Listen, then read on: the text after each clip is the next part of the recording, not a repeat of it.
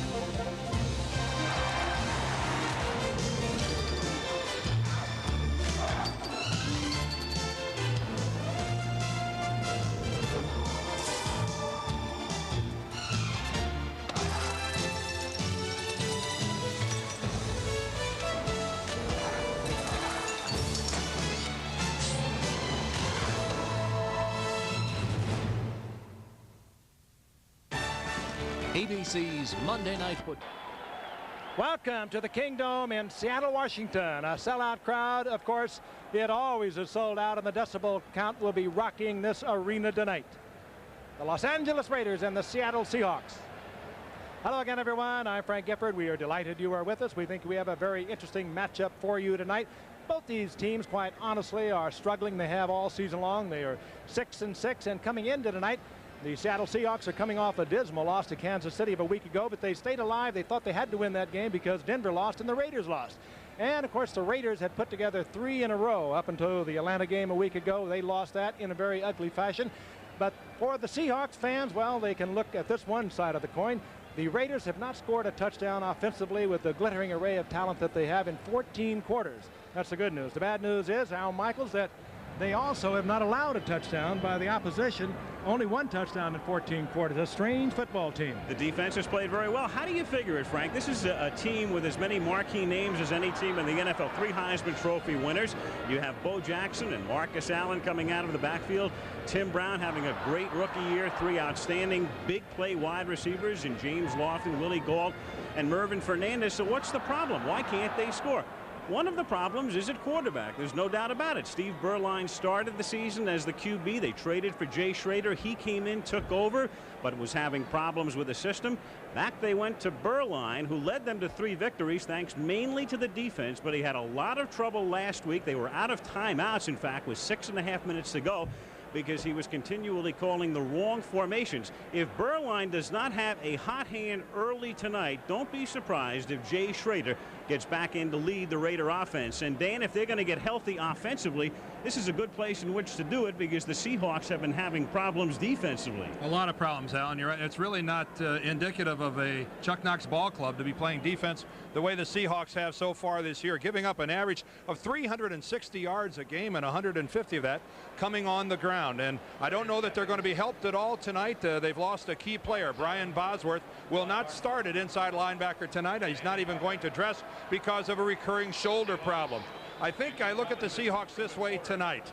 They're playing at home. They're playing in front of a crowd that is always behind them regardless of how they play. But it's almost a game within a game for Seattle tonight because they have to play well in the first half. Here's an incredible stat for you, I think. Seattle, when they have been trailing at halftime, has lost their last 15 games in a row. When they're losing at halftime, they don't come back to win. They've got to get off to a quick start tonight against the Los Angeles Raiders. And in the Raiders, they are facing the best Monday night team in NFL history since the inception of this pack in 1970.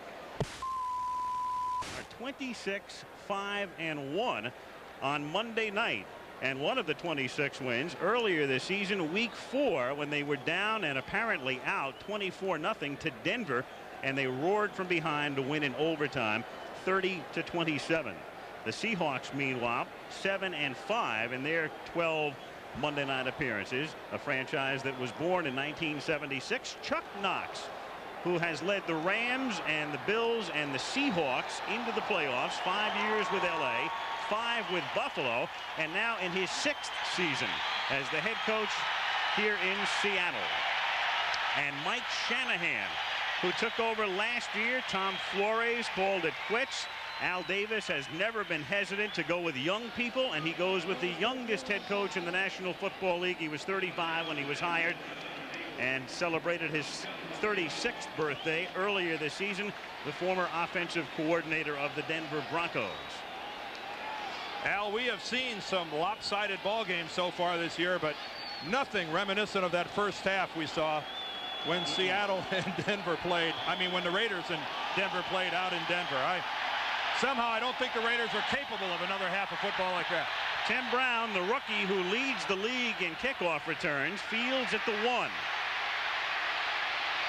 And Brown, who comes in averaging 29.7 yards a return, brings it back out to the 26-yard line.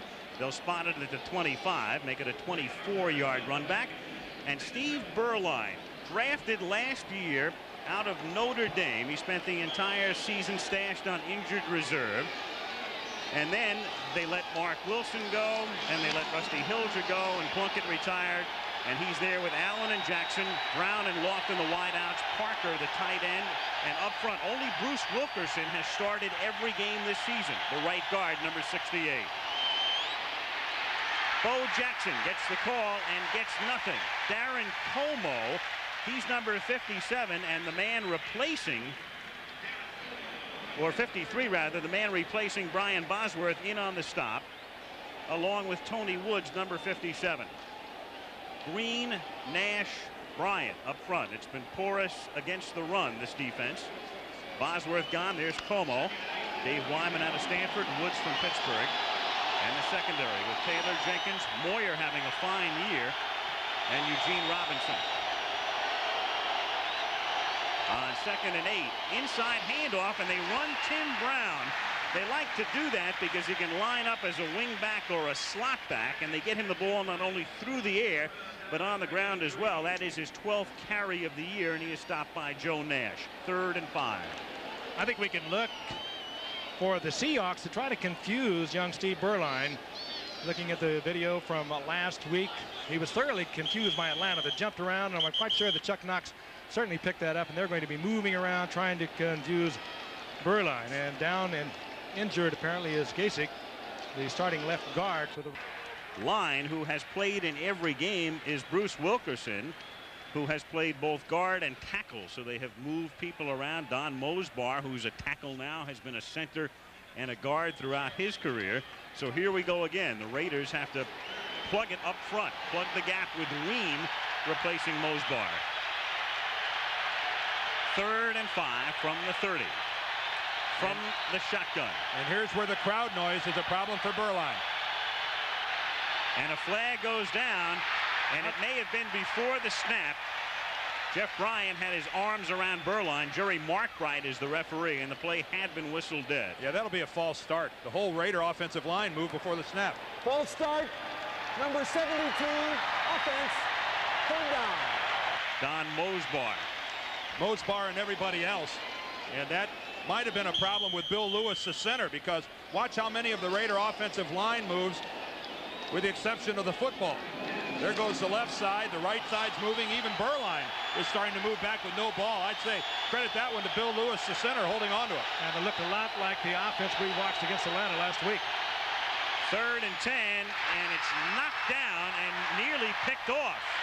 Jeff Bryant knocked it down, and it winds up in the arms of Jacob Green, who gets into a little scuffle. So the Seahawks come out and hold the Raiders on their first offensive possession.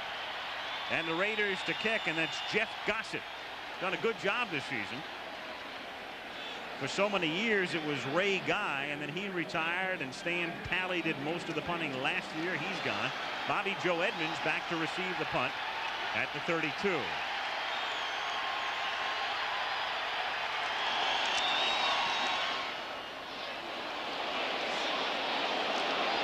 Edmonds at the 28. Brings it back out to the 36-yard line. And the tackle is made by Ron Brown. A good-looking rookie, a Hall of Fame inductee soon, Steve Largent on the other side. Tice the tight end, and there's the offensive line. At the 37-yard line, first down for Seattle. Williams following Warner. Good move. Out past the 45 to the 46 and close to a first down. McElroy, the safety, comes up and makes the tackle along with Lyndon King after a gain of... Only a good receiver, but he's a dynamite runner. 2nd and 1 from the 46-yard line. This is Warner and a first down. He takes it to the 50. So Seattle is at midfield. Interesting, Warner's averaging under 4 yards a carry, while Williams on the year, not only the leading receivers we talked about a moment ago, is averaging 4.6. Raiders defensively a basic 3-4, though off times tonight you'll see them go to 4 down linemen. Townsend having a good year. Howie Long is still gone with a calf injury. King, Millen, Robinson, and Martin, all longtime veterans. Fellows and Haynes. Haynes has been reborn this year, and so has Russell Carter. McElroy is the other safety. First down from the 50-yard line. Craig over the middle, and the pass is caught by Mike Tice, the tight end. That's his 26th catch this year, a career high. Rod Martin wraps him up after a gain of 4. It'll be 2nd and 6. I think that's the kind of passing game we're going to see right off the bat by Seattle tonight. That's just working short and underneath. You see Tice come off the ball. Rod Martin really never loses him. That's really the kind of a reception a linebacker will give a tight end all day. He'll let him have that 4-yard reception. Just make sure he's not going to get behind it. 4 minutes into the game, no score. Seattle at the 45, 2nd and 5. Mark is in motion. Warner, and he is a cutback runner, cutting back and picking up about 3.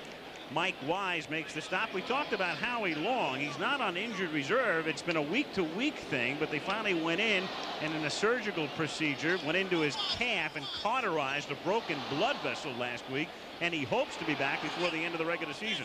At least he's not on crutches. Last week on the sidelines out in the Coliseum, Howie was on crutches, not able to put any weight at all on that leg. So at least some progress for this many-time All-Pro, one of the most dynamic defensive linemen that's played in the last 10 years. Interesting, the Raiders staying totally in a 3-4 defense. Last week they were almost always in the 4-3. Shotgun, 3rd and a long 2. And a 3-man rush, and he dumps it off to the safety, Val Williams, for a first down. Stay alive and get it to John L.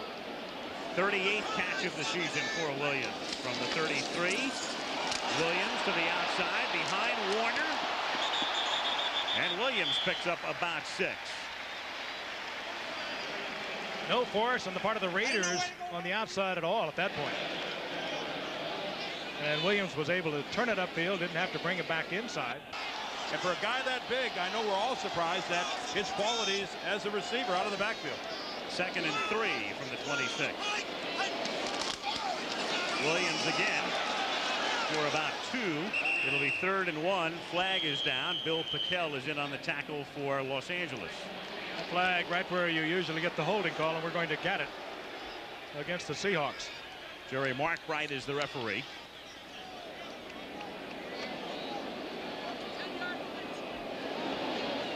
Holding number 71, offense. 2nd down. Brian Millard. As he grabs Millen's jersey and keeps him from moving back to the inside. 2nd and 13. Now the Raiders with their 4-man front. They bring in the rookie Scott Davis. And they rush for on 2nd and 13, and the pass is incomplete. Good tight coverage. Blades, the intended receiver, and he was blanketed by Lionel Washington. Crowd wanted a flag. They don't get it. They've been getting great play in the secondary. These Raiders have. Lionel Washington with a good play.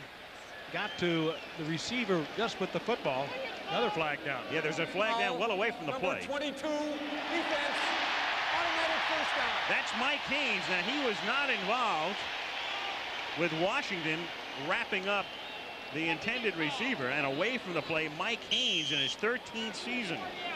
And we mentioned he's been reborn. He's reborn in the sense he's starting, which they didn't think he would do necessarily at the beginning of the year, and playing extremely well. We talked about the play they're getting from, well, basically free agents. Ron Fellows, who was cut, they brought him back. Russell Carter, the former Jet, he's playing well. Lionel Washington, you saw a moment ago make a big play. So a first down, their third on this drive at the 30. No score. Williams cuts back inside and takes it to the 18 for a first down. In the last 3.5 games, that was last week to Atlanta when the Falcons took over at the Raider 11 after a Burline fumble.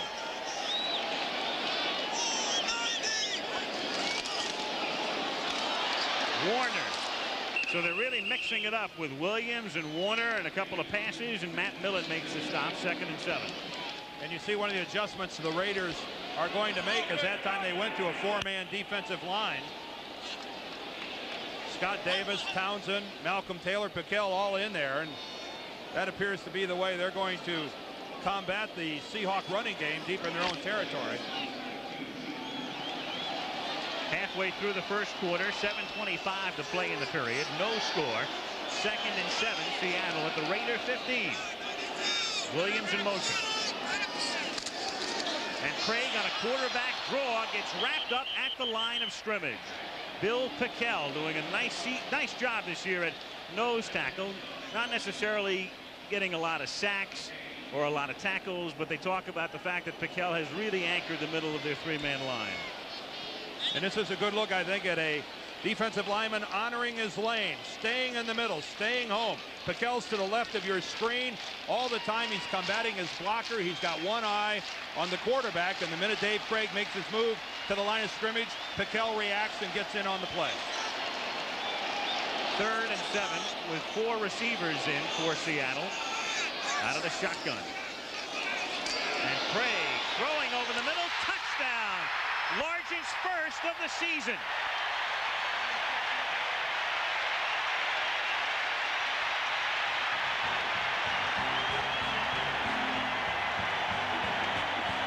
Washington and Craig laid it up. The timing was perfect.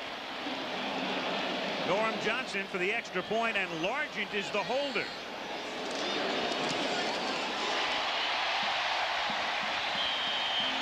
Seahawks move down the field on their first possession and lead it 7-0. Lionel Washington locked up one. Dave Craig results in that Seattle touchdown. You could not have thrown that ball any better. 10 plays, 63 yards, 7-0 Seahawks. Johnson's kick, Brown has it at the 5.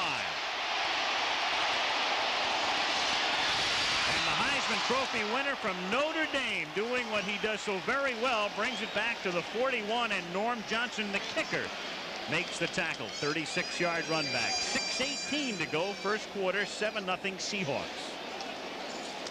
Remember, all the way home, we wondered, where did they get that left-handed quarterback? We'd never heard of Jim Zorn before. And that kid number 80.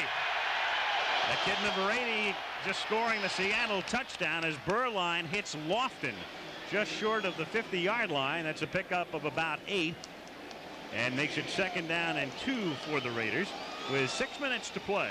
You know, when you think of Largent, you realize that he was drafted actually by the Oilers as a 4th-round draft pick, was released, and they made a trade to the Seahawks. He came here for an 8th-round draft pick. All those records on the books already. First quarter, 7-0 Seattle, 2nd and 2. And Bo Jackson picks up 1 hard yard. Paul Moyer playing extremely well this season and getting to start now because of the forced retirement of Kenny Easley due to a kidney condition. Easley had been traded to Phoenix, failed the physical, and of course was then told to retire from football because of the kidney ailment. Moyer, a totally different style than Easley. He was a leader, a big hitter, a great all-pro, and Moyer kind of roams around back there, does his thing, and he also has 6 interceptions. Doing a great job. Which is kind of unusual for the strong safety. Normally you expect the free safety to be that guy. Inside handoff on 3rd and 2. Out of the shotgun, they give it to Marcus Allen, and that's his first carry. And he gets to the 43-yard line. Marcus Allen, tough and durable. You see the cast on his left wrist. He broke that about a month ago. One of the problems, though, he has had is holding on to the ball. In each of the last 2 games, he has fumbled near the goal line. And the problem is very simple. He's not able to transfer the ball from his right hand to his left hand when he's going to get tackled. And, Frank, you know, as a ball carrier, that's a tremendous handicap. It's tough.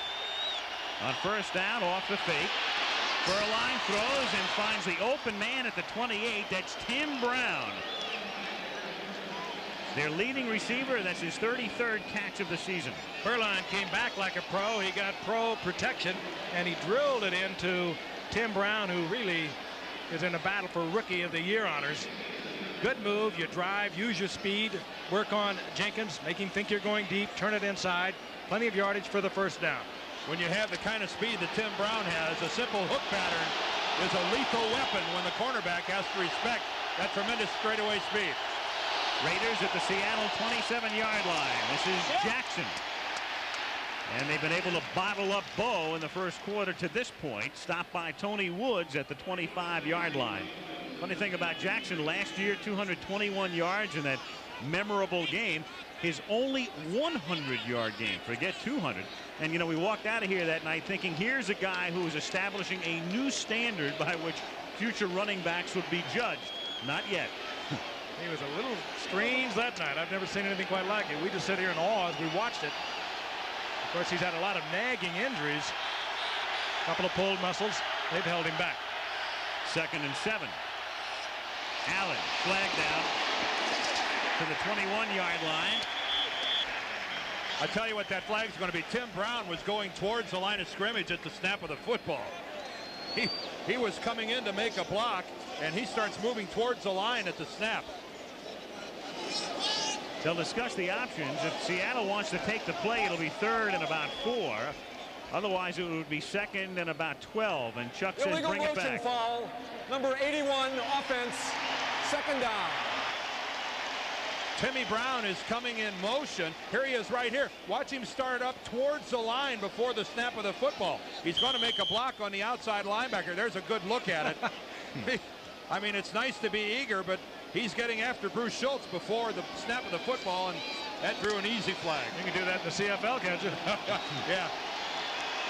Well, sail here. You've got to be moving parallel or away from the line of scrimmage. 2nd and 12, and there are flags again as the Seahawks came busting through, and the ball is taken by Allen to the 27-yard line. I think it's a situation where Bill Lewis, the center, snaps it early.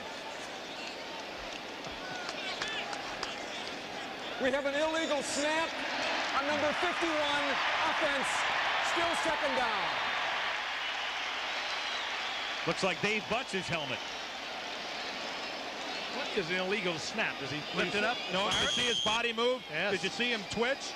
That is called an illegal snap. That was an intent to draw a defensive lineman off sides. You can see where he got Jeff Bryant, number 77, to go ahead and move. The center is just like any other offensive lineman. He's got to keep his body still before the snap of the football. And old Bill there had a double clutch.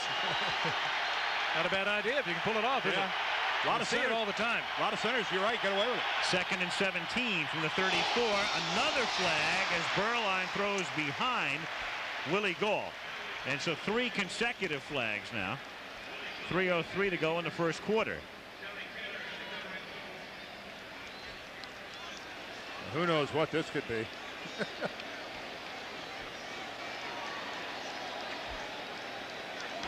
Illegal motion foul. Number 32, offense. Penalty declined. 3rd down. 3 straight penalties against the Raiders. This one on Marcus Allen.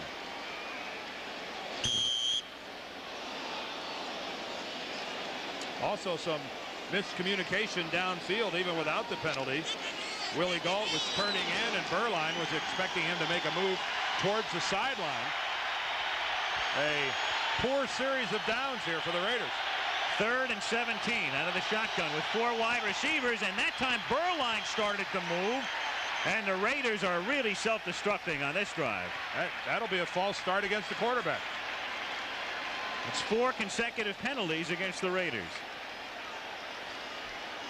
And Burline had these kind of problems last week too.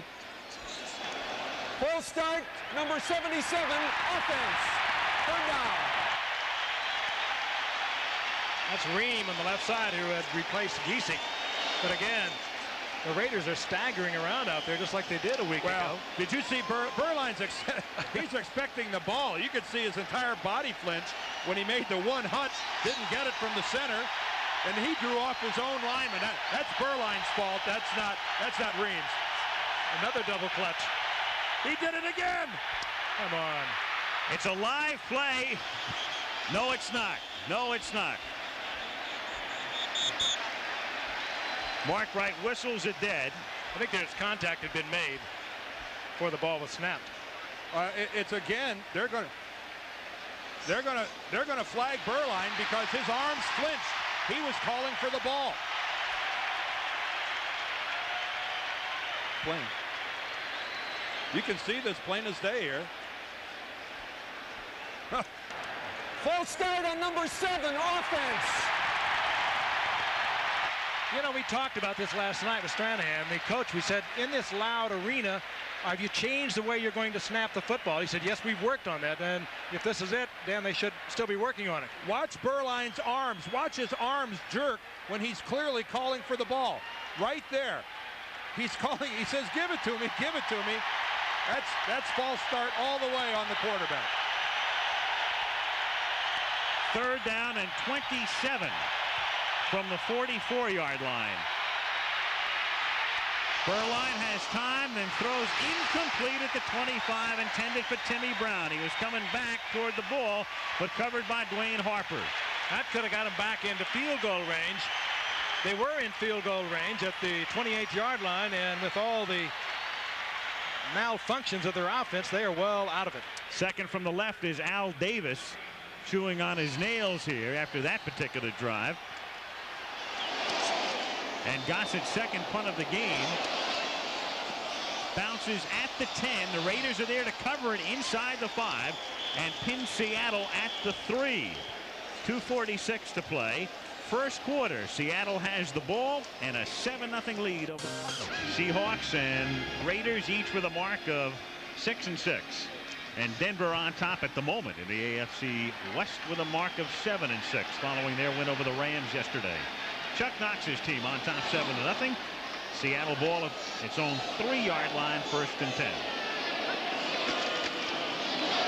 John L. Williams reaches the 5 and then gets pushed back. No question the Seahawks there were going to play a little power football. Steve Largent's over on the sidelines. They go to a 2 tight end offense. And Chuck Knox living up to his nickname of Ground Chuck. That's power football when you're backed up to your own goal line. He's going to try to crunch it out on the ground. Never been known, Dan, and Al, you both well know, to go with that razzle-dazzle. It's been very effective. It's not too colorful, not too fancy, but like you said earlier, he's taken 3 different teams, franchises, to the playoffs. 2nd and 8 from the 5. And Warner gets about 2.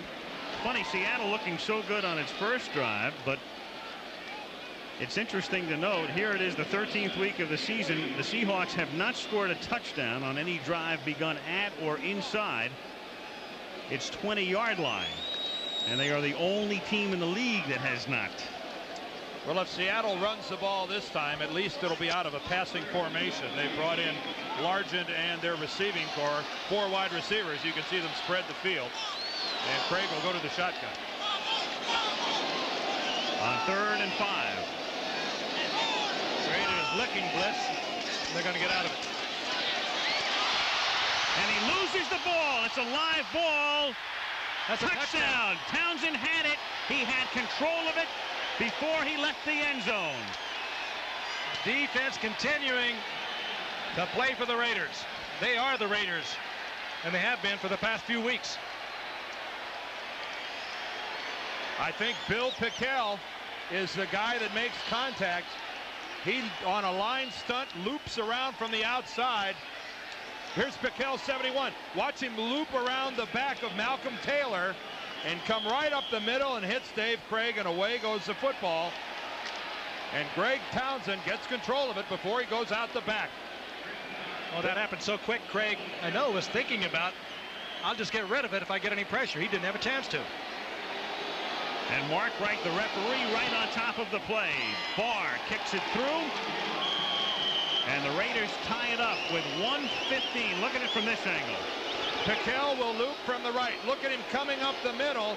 John L. Williams tries to get over, but he's ineffective. He can't get in front of Piquel, and Seattle, that appeared to have things going their way, makes a major, major mistake.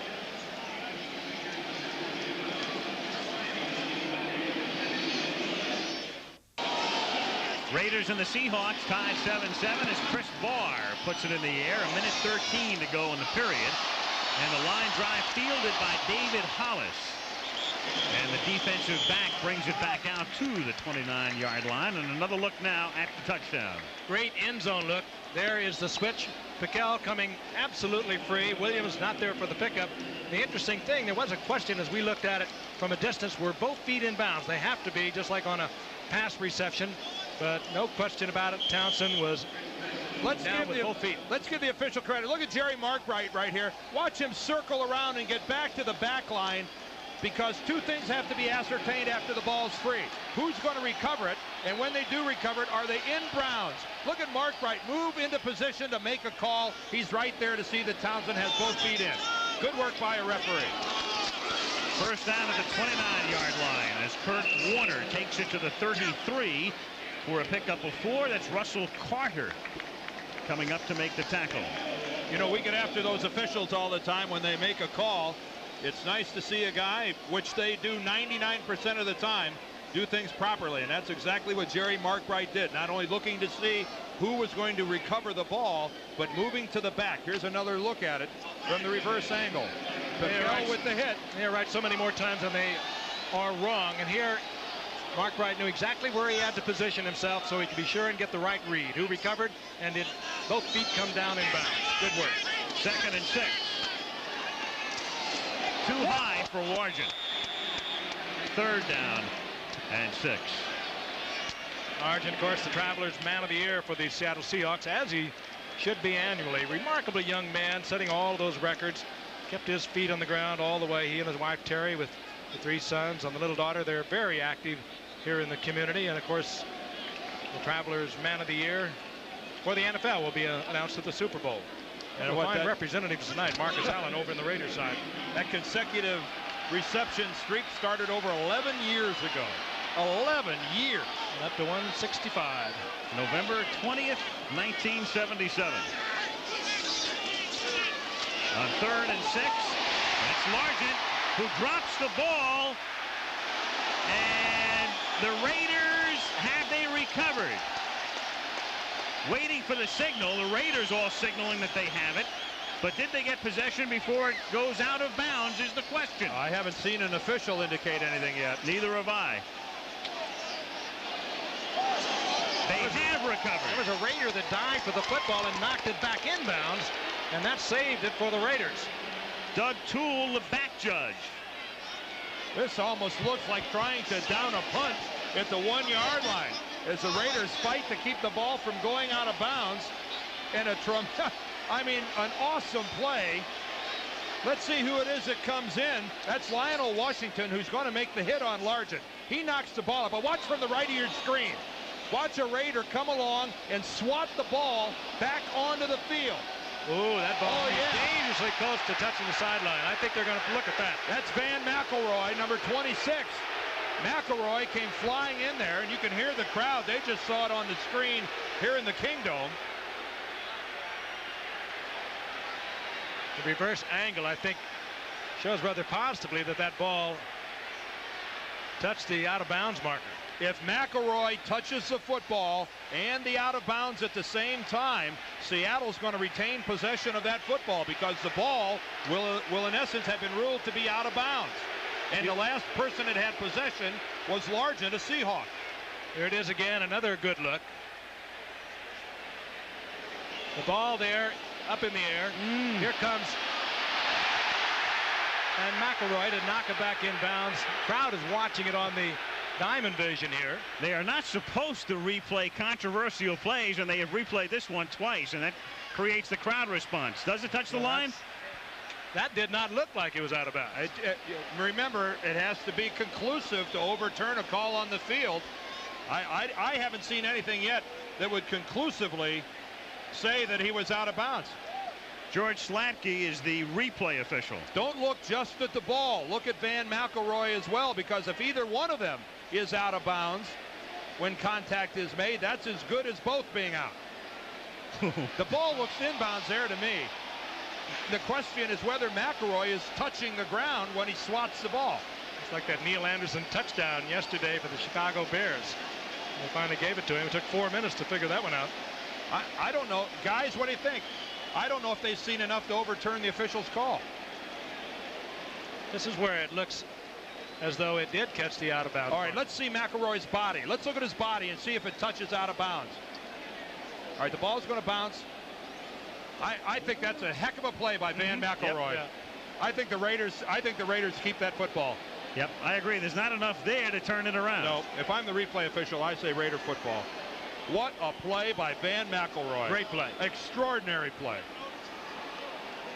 Line of scrimmage will be the Seattle 49.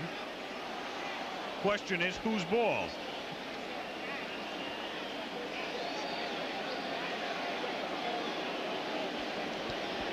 And the replay official, they're looking at two things here, as we have been. Now here's Mark Bright. I think that's the only call they could make. Seattle lost the football, and what a major league primetime play by Van McElroy. You ought to be happy, buddy. Big time. First down, Raiders at the 49 of Seattle.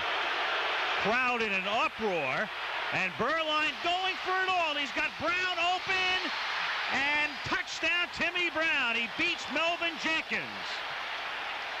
Good call. You come back with the team kind of upset over the loss of the football. You let them stand around while you look at the replay.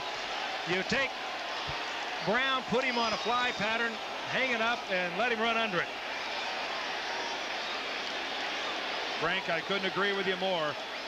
Give Mike Shanahan the credit. That's a superb call in this situation. And look at Jenkins' bite on that stutter step by Timmy Brown. And he does not get the help that I think he anticipated from the inside, Eugene Robinson, but it was a great move on Jenkins that froze him for that fraction of a second, and we already know the speed that this young man has.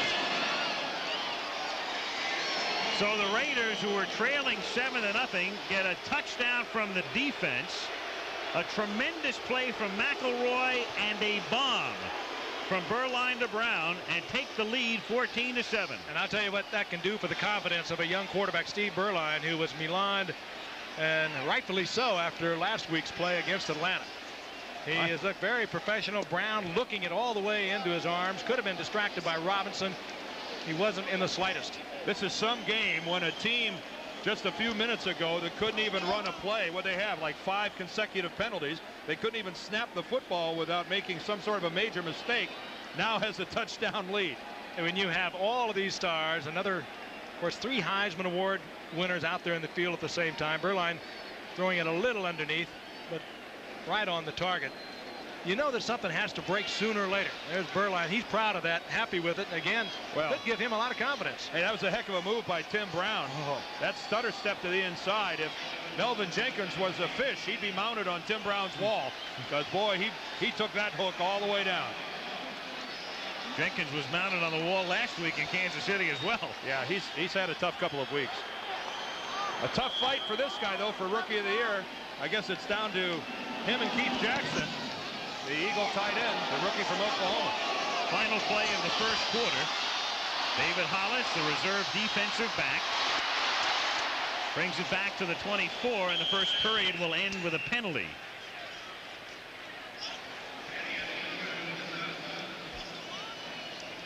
And the penalty is against Seattle, so they will start even deeper in their own territory. when the second quarter gets underway. 2 turnovers and 2 Raider touchdowns off those turnovers. Get the call from Mark Bright. Illegal block. Number 53 on the return. First down. Quarter. All of those things. Another look at a great young talent. That was a little stutter step to the inside. It froze Jenkins, and he was wide open. Berline a little short, but he knew he had him wide open. Eugene Robinson trying to cover up for Jenkins. He couldn't get there. Touchdown Raiders. They're on a roll. Back after this message and a word from your local station.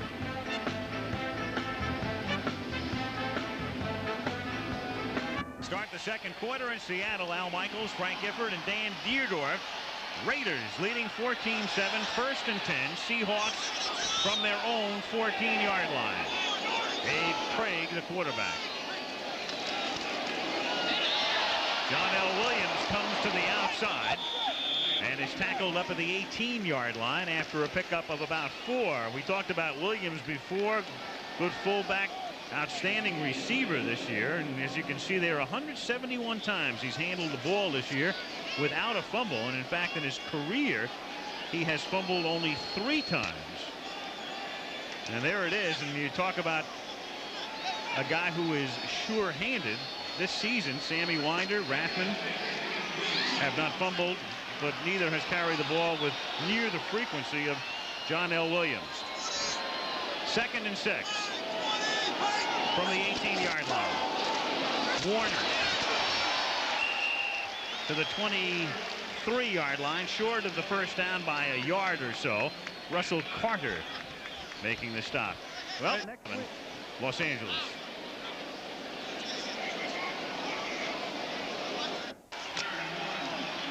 Russell Carter shaken up, comes off for the moment on 3rd and 1.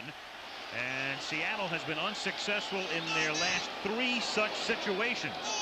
At the 23-yard line, they give it to Warner, and this time he gets it as he takes it out to the 25-yard line. First down for the Seahawks. Well, the Seahawks run the ball 3 consecutive times, and one thing to watch next time around, watch how close to the line of scrimmage the 2 inside linebackers for the Raiders are playing, Matt Millen and Jerry Robinson. These guys, I think, are really susceptible to any sort of a play action pass across the middle. They are so overcommitting to the run by the Seahawks.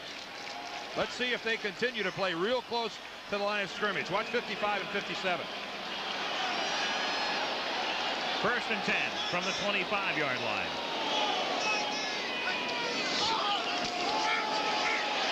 Craig throwing the bomb for Blades. Too far. He was behind Ron Fellows. The rookie out of Miami having a good season.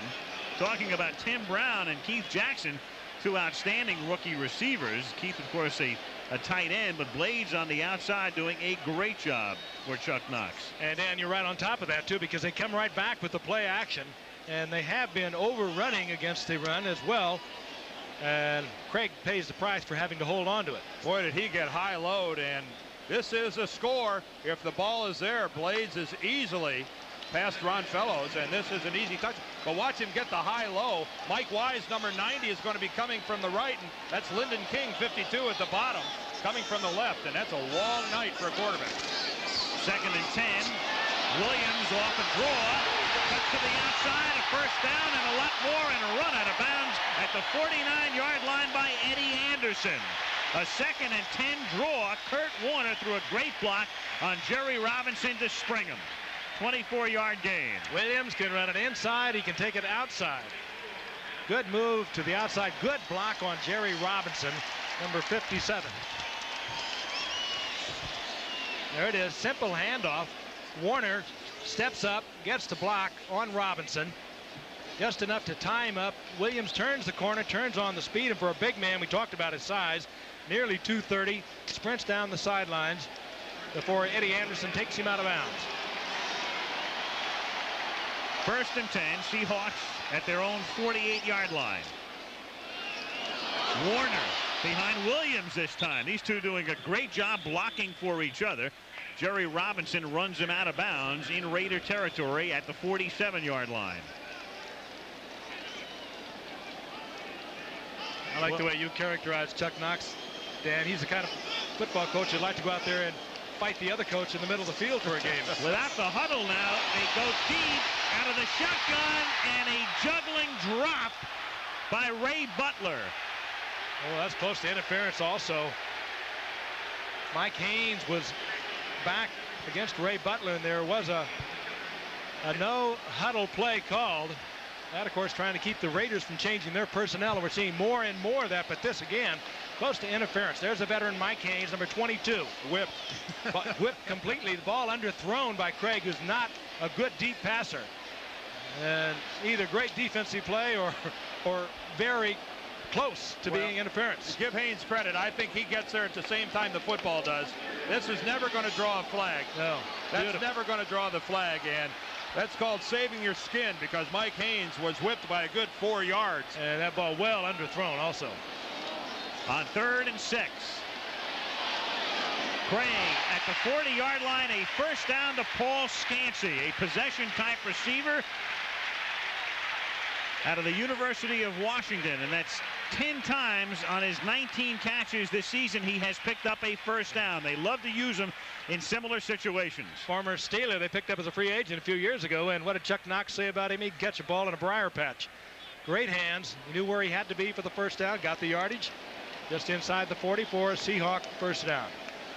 I guess it's tough to earn a reputation as a team's possession receiver when there's another guy named Steve Largent on the same offensive team. Largent hasn't done all that bad on third downs. That's what I mean. Tough to get a little notoriety for Paul Scansey. Here's Warner breaking it to the outside and taken out of bounds by Eddie Anderson at the 33-yard line after a pickup of about 6. Good discipline on the part of this Seattle Seahawk team after that bomb that Verline went to Tim Brown on. Stunned the Seahawks for a moment. They took the lead. They have settled down. They went right back to their basic game plan, the way they started this game, and it's working for them. Eddie Anderson, right up there on the face mask. Inadvertent, though it might have been, if the official was there, I'm sure he would have thrown the flag. Anderson clearly had the face mask of Kurt Warner. 2nd and 4. Van McElroy is on the sidelines now as well, so they're minus McElroy and Carter in the secondary, and a first down and a lot more for Warner to the 10-yard line. Eddie Anderson. Here's Warner again on 1st and goal. Stopped by Bill Pickell. Russell Carter, head injury, and they expect him to return, and we'll check on Van McElroy, who is on the Raider bench at the moment. Well, we could tell during the commercial break how bad a ding Russell Carter got, because they were giving him the how many fingers do I have up in the air test, and they were starting with one finger. And that's always a sure sign that a guy's got a major league shot to the head. More than that, he was a little hesitant about it. 2nd and goal. Williams takes it to the 6, where it'll be 3rd down and goal. Lyndon King and Jerry Robinson converge on the tackle with 10 minutes to go in the half, and the Raiders on top 14-7. We had a trainer that gave that test to Dobler one time. He didn't put up any fingers. He was afraid he would get them bitten off.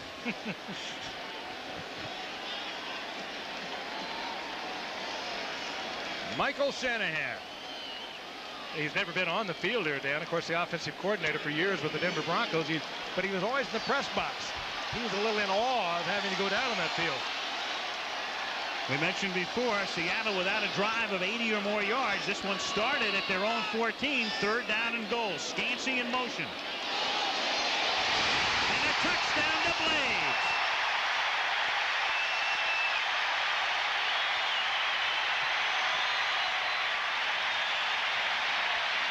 You got to play it tight when you're down there. Fellows let him get inside.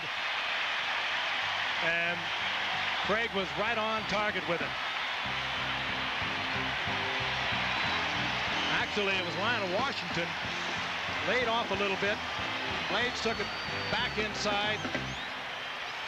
And Craig was right on the numbers with it. Yeah, really, Lionel Washington beaten for the 2nd time tonight.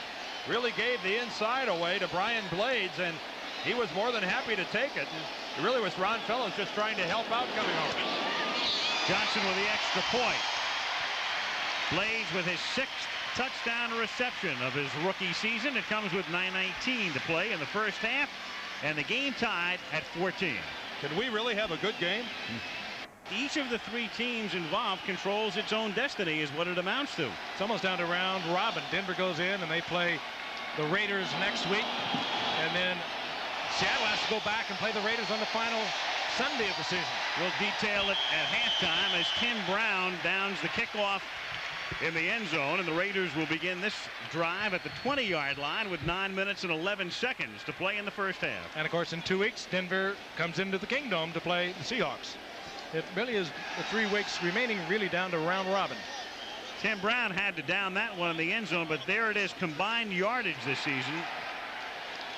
Or not this season, tonight. 3 rushing, 64 receiving. The big touchdown pass and the kick return. We'll show you the season in a moment. At the 20-yard line, Bo Jackson picks up 4. Tony Woods makes the tackle. They are really getting their money's worth out of Tim Brown, the Heisman Trophy winner and the first-round draft choice. Their first pick of the 3 they had in the first round. Glad he was in the Coliseum on Saturday. Yeah, right. We had our hands full. Combined yardage, that's rushing and receiving and returns as well, and there he is leading the league right up to the minute over Roger Craig and Herschel Walker and Eric Dickerson and John Settle. 2nd and 6. Allen, first down, and all the way out to the 37-yard line. Rory Graves with the block that paved the way for him. Pretty cutback on the part of Marcus Allen, who again wearing that cast on the fractured left hand. He can't use that hand to carry the football, nor can he use it as a straight arm to defend himself. He never says a word about it, just quietly goes about his all-pro work.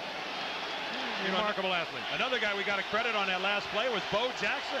He made the lead block on Bruce Schultz, put him down, sprung Allen. First down, 37. Here's Allen. Another big hole. Sidestep to the outside. And all the way to the Seattle 37-yard line as Eugene Robinson rides him out of bounds. You really saw it there. Now, Allen would have switched that ball into the left hand had he been able to. He had to carry it on the inside where the ball can get hit and hit very easily by a tackler. Good move. Zipping to the outside. There's the block on Woods. Breaking now. Right here, he would shift that ball to the left hand if he could. Then he would have the straight arm of the right arm. As it is, he just turns it back in, gets the most out of it. That's a remarkable effort by Marcus Allen. You know that has to still hurt. 30-yard gain. First down. Raiders at the Seahawks 33. 7:45 to play in the half. Burline deep for Fernandez. Juggled in the end zone and then intercepted. Terry Taylor. Burline had the right idea. He just threw the ball high. And now the officials are conferring. Did he have possession?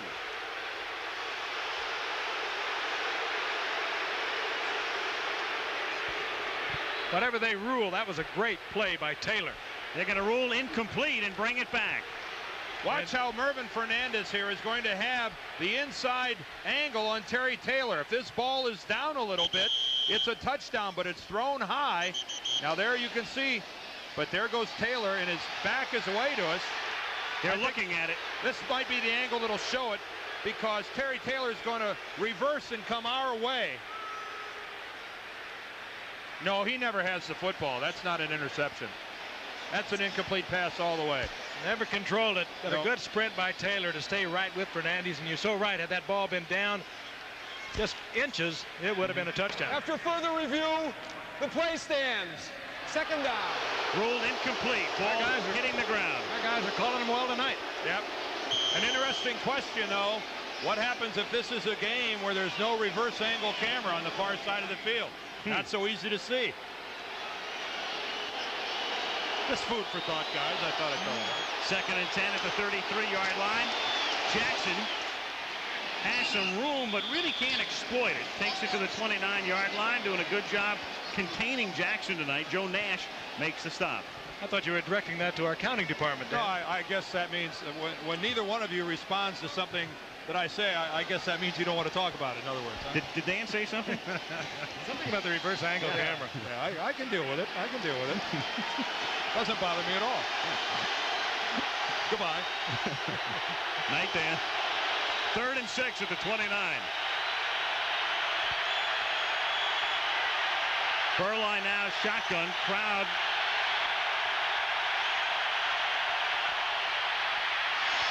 As Burline throws incomplete, intended for Brown, and winds up on his back on a blitz from Dave Wyman.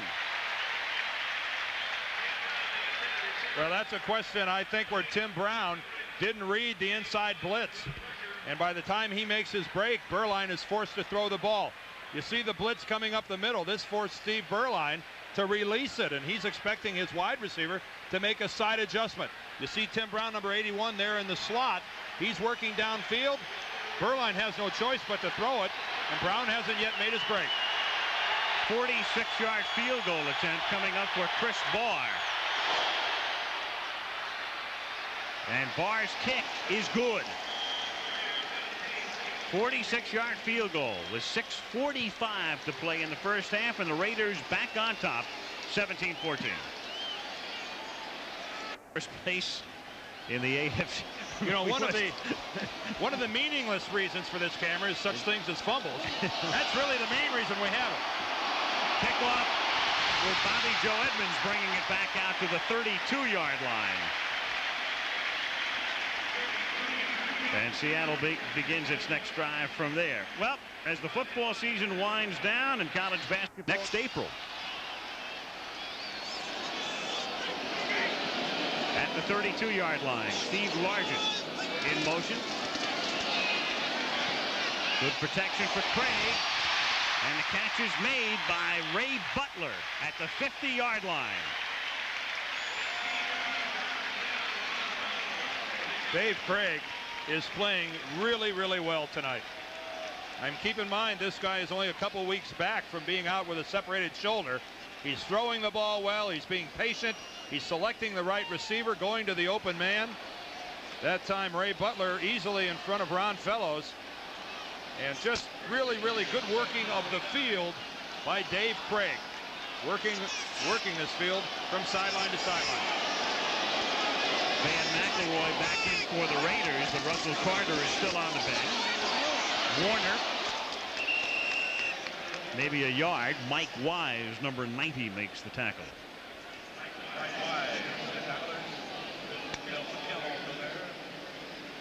Chuck Knox, like so many others, rumored to be going to Detroit. Asked him about it today. He said no way. Which is what we'd expect him to say. Yeah, but he was pretty emphatic about it. He said, I'm staying in Seattle. Out of a new owner in Ken Baring, who walks the sidelines. Very interested owner. 2nd and 9 from the 48-yard line. On a draw, Williams gets to the 43-yard line. It'll be 3rd and 4. That's McElroy and Turan converging on the stop. Of course, Wayne Fonts in Detroit might say, I wasn't aware that there was a coaching vacancy up here in the Motor City. I've said it's his job to keep. Russ Thomas interviewed on Thanksgiving Day. You better hope that there's a real infusion of talent between now and the start of next season. That's a ball club that is a ways away from being a contender in this league. They're a couple good drafts away, I think. As we all saw on Thanksgiving. 3rd down and 3 from the 43-yard line. Craig out of the shotgun, looking for Butler. Off his fingertips. He'd gotten position on Haynes and couldn't hang on. And the Seahawks have to kick with 4:15 to play in the half. But a good move on Haynes to the inside. He was there. That time Craig just threw it off his fingertips. Yeah, that was a pass that really would have been an excellent catch by Butler. It's a tad overthrown by Dave Craig. You can see that Butler only gets a fingertip on it. That really, you can't credit that as a drop to Ray Butler. That's an overthrown ball by Dave Craig, and he knows it. He's only been back from an injury off IR for the past 2 weeks. Ruben Rodriguez to punt, and Tim Brown back at his own 12-yard line. Brown calls for a fair catch and makes it at the 15. And the Raiders will begin from there with 4 minutes and 8 seconds to play in the first half. Raiders on top 17-14 after a 27-yard punt. I guess it's kind of a shame that Notre Dame went downhill without Tim Brown. You can see that program is really reeling from the loss. Heisman Trophy winner. Well, we had him early. Like when? Well, when a couple of those dudes didn't show up for dinner. Right. At the 15-yard line, 1st and 10, Raiders. Bo Jackson still looking to break one, does here, and picks up a first down, and he runs into Terry Taylor, who pays the price. He is still bent over and down on the AstroTurf. I think Terry Taylor takes a Bo Jackson knee right in the helmet. He was in a very vulnerable position. He really wasn't attempting to make the tackle on Bo Jackson. He was kind of like down on the ground fighting off a block. And he really, that's a situation where you see a guy get hurt a lot. Jackson's legs were just pumping, and you'll see him pump right into Taylor's helmet. I think Taylor's going to be fighting off a block by Mervyn Fernandez. Right there on the outside. Caught it right on the right leg. That'll put the bells up there for you. Yep. Into the game to work against Dwayne Harper. Weeks from tonight, Anaheim Stadium, the Bears 11-2, and the Rams all of a sudden fighting for their playoff lives. And we'll be talking with Mike Ditka live at halftime tonight. Get an update on not only Ditka's condition, but Mike Tomczak as well, and find out about Jim McMahon and his pending return. And Richard Dent. From the 25-yard line, Marcus Allen looking for a hole. Instead, he runs into number 53, Darren Como. Again, if you joined us late, Brian Bosworth inactive tonight because of the shoulder problem, and Como taking his spot. Somewhere right now in this country, George Allen is saying, I can't believe they're not going right after this Dwayne Harper. Guy comes right off the bench. I mean, whatever happened to the killer instinct? I think they ran a play to see where they were going to try and hide him. He's going out to the left side, and he's drawing a little bit of a crowd in a speedster named Mervyn Fernandez out there, who's averaging 26 yards a reception. But Burline comes back the other way, too high, as Gault had broken off the route at the 48-yard line, and Burline overshoots him. Jenkins covering on the play. And I would say that Dwayne Harper was giving Fernandez on the other side about a 20-yard cushion. But Burline, looking to his left all the way, decides to work the other side of the field in Melvin Jenkins and just has the ball float on him. Here's Fernandez and Dwayne Harper on the other side, and that's a major league cushion he's giving him. You can't quite tell it from that angle, but he never did catch up to Fernandez. They'll find him. 3rd and 7, shotgun, 3 receivers to the right. Burline stepping up and has it almost intercepted, and there's a flag down. He may have been past the line of scrimmage. Dave Wyman dropped it, and Burline may have crossed the line of scrimmage. And if he did, it'll be 4th down. I don't believe he did. Well, let's see. Yes, he did. He was clearly past it. I think he's going to be a yard or two past it.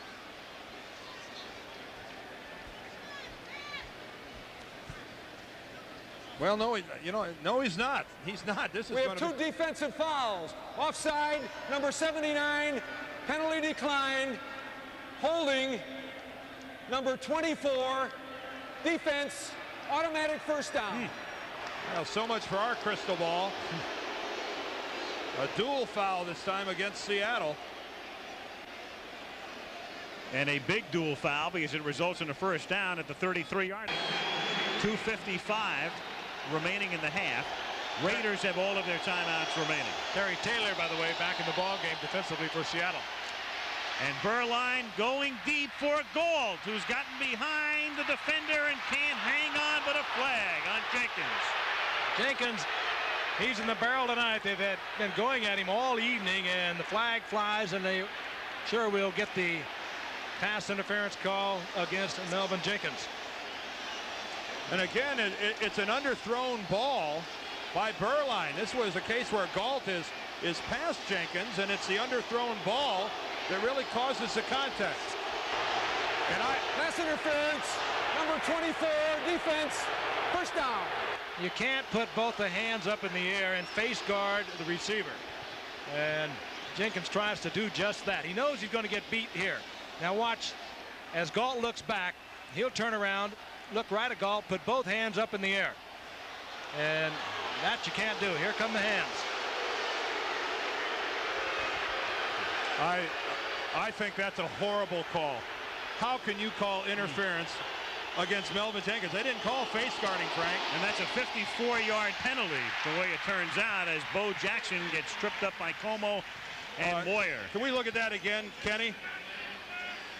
Let's look at that. Now, look at Jenkins. He had already looked back at the ball. Is there contact?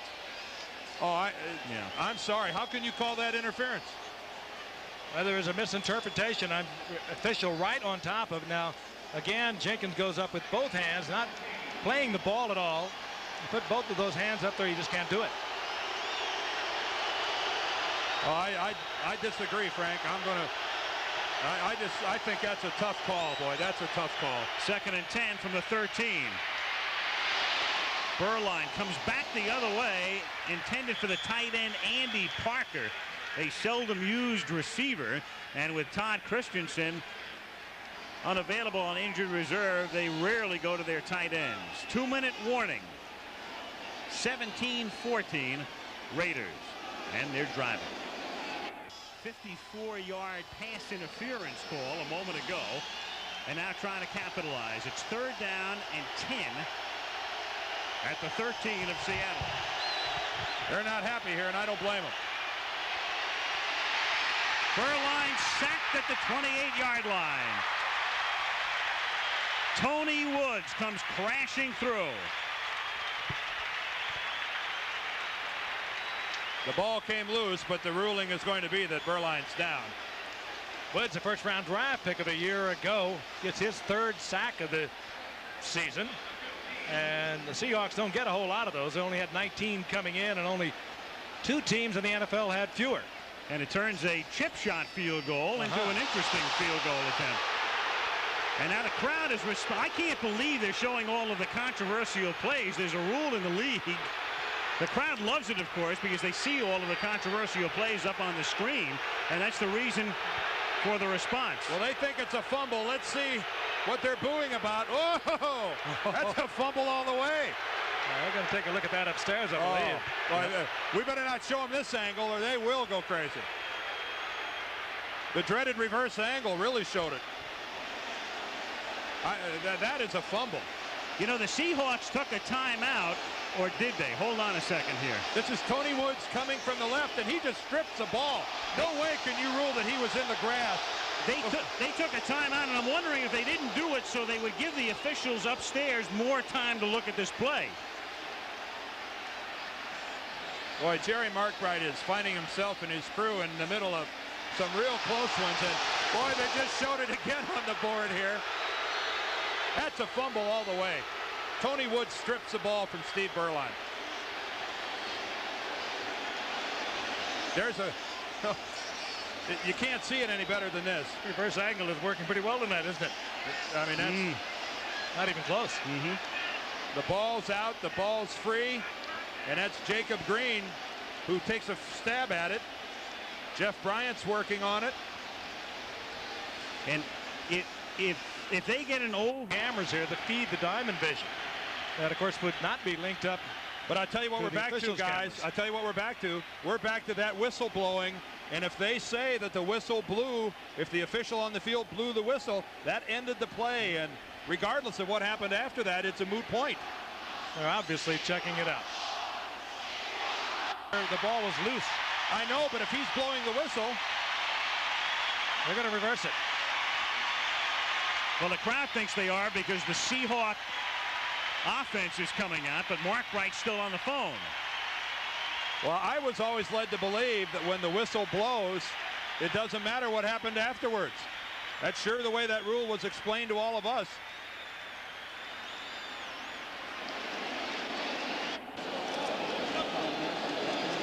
Where was the ball when I blew the whistle? I don't think he knows his switch is open.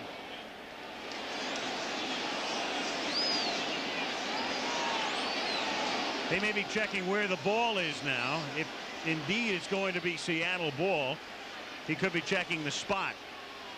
Of course, they're looking on the replay to see where the fumble recovery was made. They'll tell Mark Bright he'll go out and mark it. Well, we could hear Jerry Markbright say, "Where was the ball when I blew the whistle?" It was explained to us last year that when that inadvertent whistle blows, it really negates everything that happens after that. Let's go defense. No, Now they're changing again. The defense is coming out. the whistle wins. Whistle always wins. You're right. And they have charged Seattle with a timeout. After further review, the play stands. 4th down. Oh,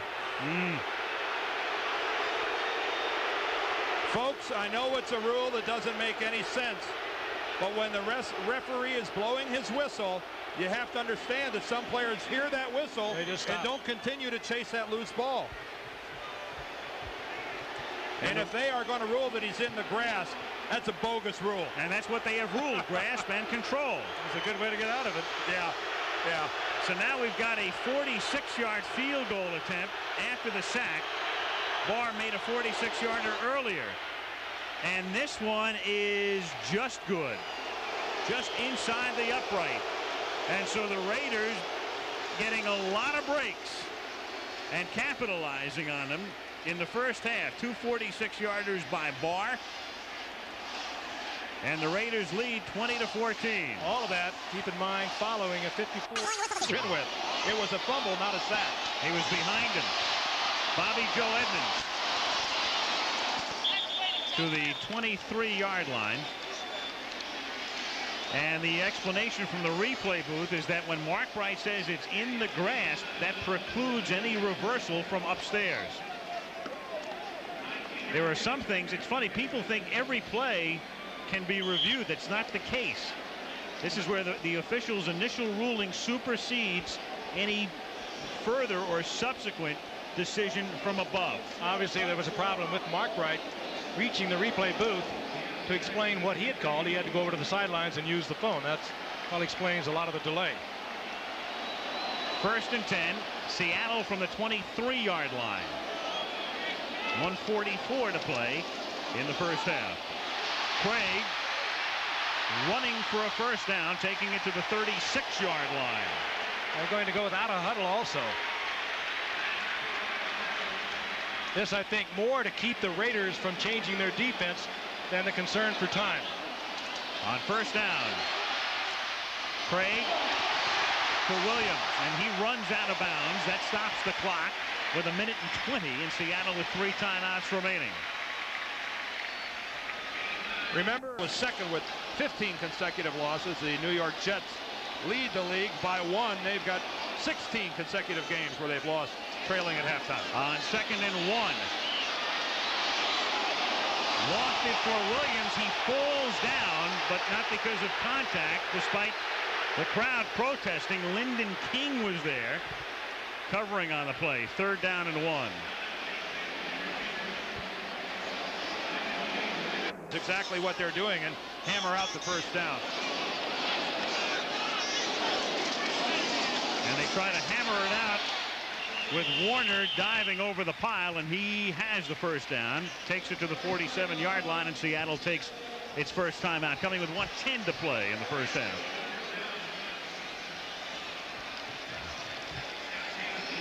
Raiders on top 20-14, coming up at half in the playoff hunt. Hey, Atlanta's one of the hottest teams in the league. At the 47-yard line, first down Seattle from the shotgun.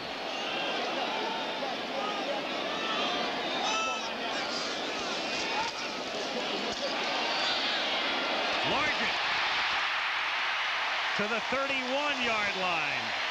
And who else but Largent can get that open over the middle? We've seen him do it time and time and time again. Craig trying to get everything pulled together, making sure Largent is all right. Craig did not want to take a timeout. He had to do it, but Largent appeared shaken up. Just one-on-one with Ron Fellows. And Frank, how subtle was that move to the outside? Did you see he just froze Fellows? Oh, just a brilliant move by Steve Largent. shuddering his shoulders, making it look like he's going to break to the sideline, when in reality he breaks back to the middle of the field, just freezes 21 Ron Fellows long enough. And watch this for heads-up play. Down and timeout. And he was hurting when he did that. There's a guy that's into the ball game, no matter where he is or how many people are on top of him. All-time leader in receptions and receiving yards. And, of course, with a touchdown tonight, as we illustrated earlier, 3 shy of Don Hudson's touchdown reception record.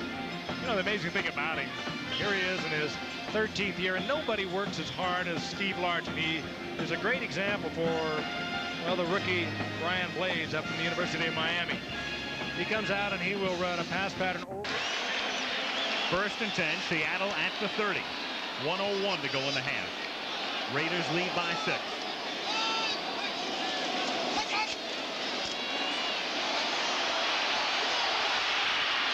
Craig, who else? Largent. How in the world does he get open? Anderson makes the tackle. I'll tell you how he gets open. He gets open because Dave Craig probably took 7 seconds to throw the football. Yeah, but he knows, too, when Craig gets in trouble, he's going to give Craig a good angle to hit him with. Back wide. Craig throwing to the end zone. Touchdown. What a Paul great drive. Scancy. What a great drive. Then you come to the clutch man with the glue on the fingers. Knowing you're going to get doubled up on Largent, you come back across the field to Scancy, who has already beaten the defender on that side once already this evening. What a football game. I think it's Ron Fellows again. There's Scancy, just one-on-one with Fellows, and Fellows just gives away the inside. I don't know if he was expecting help or just played it a little loose, but Seattle had the right route called in that defense. Fellows gives away the inside. Scancy takes it, and it's tied right now going into halftime. Largent holding. Norm Johnson for the kick. Seattle has the lead. Now they're leading. You don't let Tim Brown handle the football here. I don't know what you do with it, but you don't get it to him. Brown's averaging 29.7 yards a return. Best in the league. He won't see this one. No, if Norm Johnson here arches a nice high kick to Tim Brown, Chuck Knox may meet him at the 40-yard line with a forearm shiver. Realize his bridge work. Well, so much for that theory. Brown's going to get it on a hop at the 2. That's the reason. To 25. That's the reason. Only Jenkins can stop him. You better leave town, Norm. Would we lie to you? Norm, baby, you better leave. I'm sure he got permission to kick away. I don't think he intended that. He wanted to power kick that football, and it took a bad bounce and bounced right to Tim Brown. Whoa.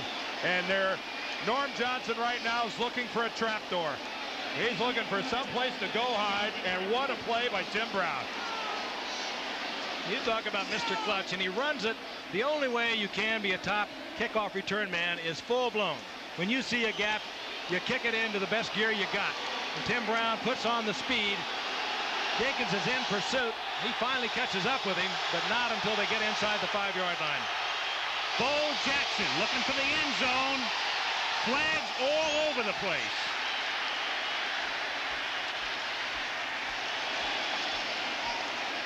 Nine seconds showing on the clock. I think we might get holding against the Raiders. That's the call. It might be Andy Parker, the tight end, too. It must have been obvious. Flags were all over the field. And you saw Mark Wright point right at him. Number 87, offense. First down. The other tight end, Trey Junkin. Now the Raiders have a very interesting choice. 9 seconds. First and goal at the 13-yard line. Well, Trey Junkin was the motion man. Andy Parker was the tight end at the point of attack. The flag could have gone to either one of them. It doesn't make much difference. It negates a touchdown. They're opting for a field goal attempt. They still have 9 seconds, and they have timeouts left. you know, I think it's probably Steve Berline, who has had the jitters over the past few weeks. Now they're going to, now Berline starts to come onto the field. They take a timeout. to decide what they want to do. They do have time to run a play here.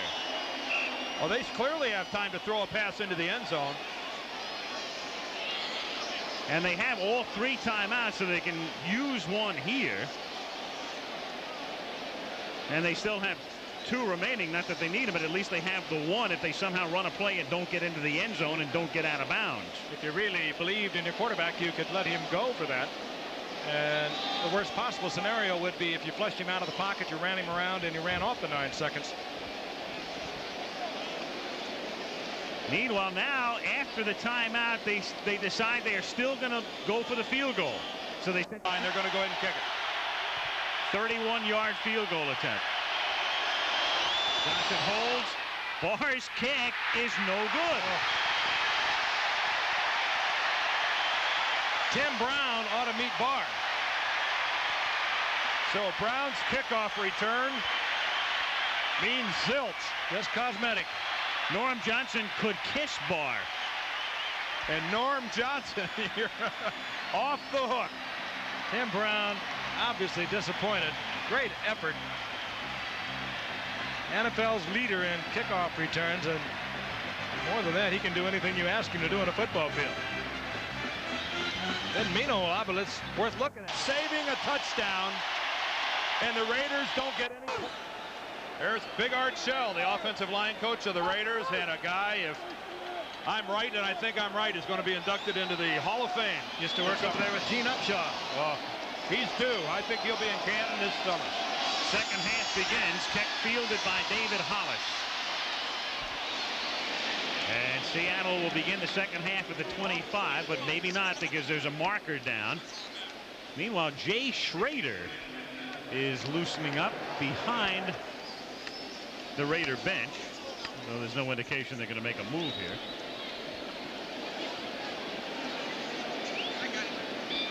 Penalty will be assessed against the Seahawks on the run back. Jerry Markbright. Holding number 52 on the run back. Boy, they have a few things to talk about. You can imagine the greeting they got. We were in commercial when the officials came back on the field.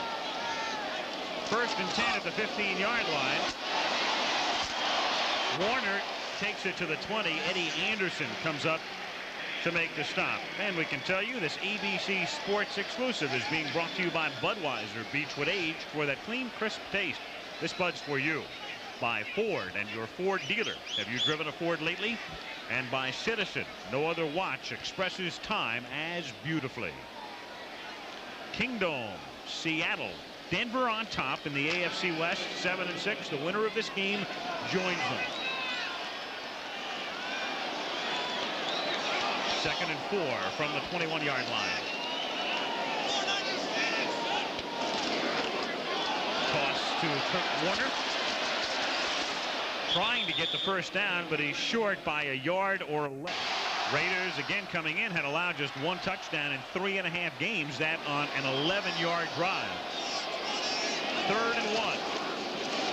Williams gets a nice block from Warner and takes it to the 26-yard line for a first down. Well, they really complement each other beautifully out of that backfield, Williams and Warner. It's a pleasure to watch at that time. Perfect 3rd and short yardage play. At the 26-yard line.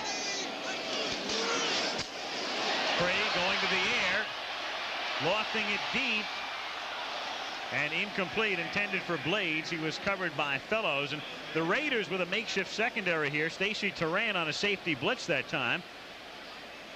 But McElroy and Carter were both shaken up in the first half. Neither is out there right now. Instead, they go with Eddie Anderson and Stacy Turan, who had been a starter but had lost his starting job when he was injured. And the word on McElroy and Carter both out for the game. 2 starters. Turan, of course, has been a long-time starter. He injured his ankle a few weeks ago. Russell Carter got in there and has played so well they were afraid to take him out of the lineup. And now it's Turan. They don't lose a whole lot with Turan in there, I can assure you that. 2nd and 10 from the 26-yard line. Warner to the 29-yard line. Lyndon King makes the stop. Another fellow they're missing, Terry McDaniel, one of their #1 draft choices, who had won a starting job as a rookie, broke his leg early in the season, but he's about a week or 2 from coming back from injured reserve. I can't hear Van McElroy's name, though, without thinking back to the play he made in the first half, keeping the ball alive on the sidelines, knocking it back in bounds. That's truly one of the best plays I've seen this year. And leading to a Raider touchdown.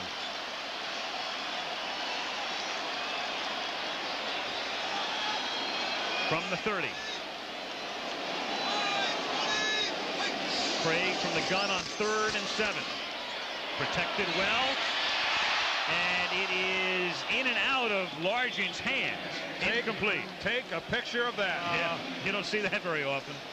Also, the way they ran that pattern, even though he didn't catch it, Craig released that ball before Largent made the break. Largent against Haynes, drives him upfield. That ball is in the air right there. And I can tell you they practiced this hundreds and hundreds of times over the course of a season. And you will not see that very often. Tim Brown. Getting ready again at the 30-yard line. Sounded like you cued him. Yeah. Ruben Rodriguez. And he doesn't do this poorly either. Good snap. Kick fielded at the 29-yard line. And this time Brown gets wrapped up at the 32. Darren Miller down there, and also Fiesel, who was the snapper on that punt. 11:34 to go, 3rd quarter. Tim Brown tonight, 227 combined yards, and we'll put that in perspective for you in a moment in terms of the all-time record. 156 on kick returns, 64 receiving, including a touchdown pass. And there it is, Billy Cannon playing with Houston in the AFL in 61 at 373. Lionel James a couple of years back. And the other Timmy Brown, remember there was a Timmy Brown who played with Philadelphia in the 60s? At a Ball State. Isn't that odd? He just wasn't another Timmy Brown. Oh, he was a great player. Oh, he sure was. 2 kickoff returns in one game against Dallas. I watched that one time. First down, LA from the 33-yard line. Marcus Allen to the 38-yard line. Darren Como in on the tackle. Seattle leading 21-20, 11.5 minutes to play, 3rd quarter. Nothing fancy here. This is just going to be come right at you, in your face football by the Raiders. Mose Bard, Giesick, Andy Parker, the tight end, screening off Woods, and Marcus Allen just has to go over the top, but pretty effective at the point attack. They'll take 5 yards on first down anytime. 2nd and 5 from the 38. And Burline off the fingertips of Marcus Allen. And again, they love to use Allen as a receiver, but less now because of that cast. And almost as, again, I think that cast has got to handicap Marcus Allen to some degree. Here he goes, getting around Schultz. Schultz trying to stay right with him. The ball thrown just maybe a little long, but he could do nothing with the left hand whatsoever. Dwayne Harper there to put the pop on Marcus Allen. Got to be tough. We're playing the game almost one-handed. Shotgun, 3rd down, 5 at the 38-yard line. And Burline off the fingertips at the 43-yard line of the intended receiver. Timmy Brown hit by Vernon Dean. And Brown slow and getting up. You know, as we watch these patterns being run, Brown there, Marcus Allen out of the backfield, you have to realize how many receptions. And they're doing it. Tim Brown over the middle. They're using Marcus Allen out of the backfield. Gossett, good deep kick, fielded at the 17-yard line by Bobby Joe Edmonds and tackled immediately by Stephon Adams. 10:42 to play in the 3rd quarter. 21-20 Seattle. Todd Christensen on injured reserve, knee and calf injuries, and should be back in a couple of weeks. Caught 47 balls last year and 95 2 years ago. And he's standing there talking to Jay Schrader, and if Steve Burline doesn't start throwing the football a little better, I wouldn't be surprised to see Schrader later in this second half. Burline has really been off target. Seattle at the 18. 1st and 10. Craig going to work. And he hits Tice, the tight end. And he takes it out to the 24-yard line. He's tackled there by Lyndon King. Talk about experience as far as the linebackers are concerned. King is in his 11th year. Less of it here tonight, but they're getting a little long in the tooth at linebacker. I'll guarantee you they've got rocking chairs in their meeting room. 2nd and 4 at the 24-yard line. Craig falls down as he had to reach to get the ball into the hands of John L. Williams, and Rod Martin makes the tackle. We were talking at the very beginning of the show tonight, the completion percentage of Burlon coming into the game, 46% for the year, 25% tonight, and those figures are skewed, of course, by the long pass to Brown. There it is. That's up to date. Schrader at 41%. A little unfair for Schrader. He had not been working with the Redskins when he was traded here. They traded him the opening week of the season. They threw him into the lineup, and he did not know the offense. He physically wasn't sound, and they think that he is ready to go. He's worked well in practice, and we still could see him tonight. 3rd and 2 out of the shotgun from the 26-yard line. And Scansey, who caught the touchdown pass that gave Seattle the lead, has a first down here at the 29-yard line. Knew exactly where he had to be. They had to get to the 28. He goes to the 29. Seahawks lead 21-20, 1st and 10 at the 30. Tice in motion. Fake to Williams. And open is Warner, and he drops the ball. He'd gotten behind Rod Martin and simply drops it. I mean, you knew it was coming sooner or later on first down. The Seattle Seahawks almost all night, every time on first down, have been slamming the ball up in there. You set that one play up all night long, and then it doesn't work. 2nd and 10 at the 30. Tice can't make the one-handed catch, and it will be 3rd down and 10. Lionel Washington covering on the play. And with 45. Brother of John Tice of the New Orleans Saints. It's more like a power forward in the NBA. 4 receivers. Out of the gun on 3rd and 10. And deep for Butler. And he can't make the catch at the 30-yard line. He had it for the moment. He'd gotten a step on Washington and couldn't hold on. Beautifully thrown once again by Craig, who is exhibiting a great touch here tonight. And they tried the switch in the line that got the touchdown by Townsend earlier, but here again is Butler down the sidelines. He is there. That ball was almost caught by Craig. Really good coverage by Lionel Washington. I mean, he can only be beaten by a perfect throw, and that's exactly what Dave Craig delivers, and we have seen some sloppy receiving by the Seahawks here in this drive. Rodriguez to kick, Brown to receive. Low kick, Brown at the 35, slips by Jenkins, and then runs into his own man at the 42-yard line. Runs into Ron Brown, and Wyman and Mueller exchange pre-Christmas salutations. Again, Butler wide open. Have the ball at their own 42-yard line, 1st and 10. Seattle leading 21-20. Bo Jackson to the outside. And boy, you really pay the price when you tackle Bo Jackson. Yeah, the Seahawks tackled him twice. He not only went down, he came up and was over in the bench and got tackled again. Bo Jackson back at the Kingdome. Boy, he was hot as a Royal. 5 homers in his last 19 at-bats here. And, of course, the scene of his biggest night as a professional football player. The incredible performance almost a year ago tonight. And by far his best outing ever in a Raider uniform. 2nd down 4 from the 48. Jackson again. 1st down. And he's wrapped up at the 46-yard line.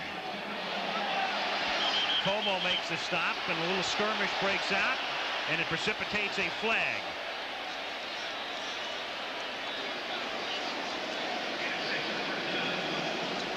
Lofton and Mosbar and Harper among those involved in the middle of it.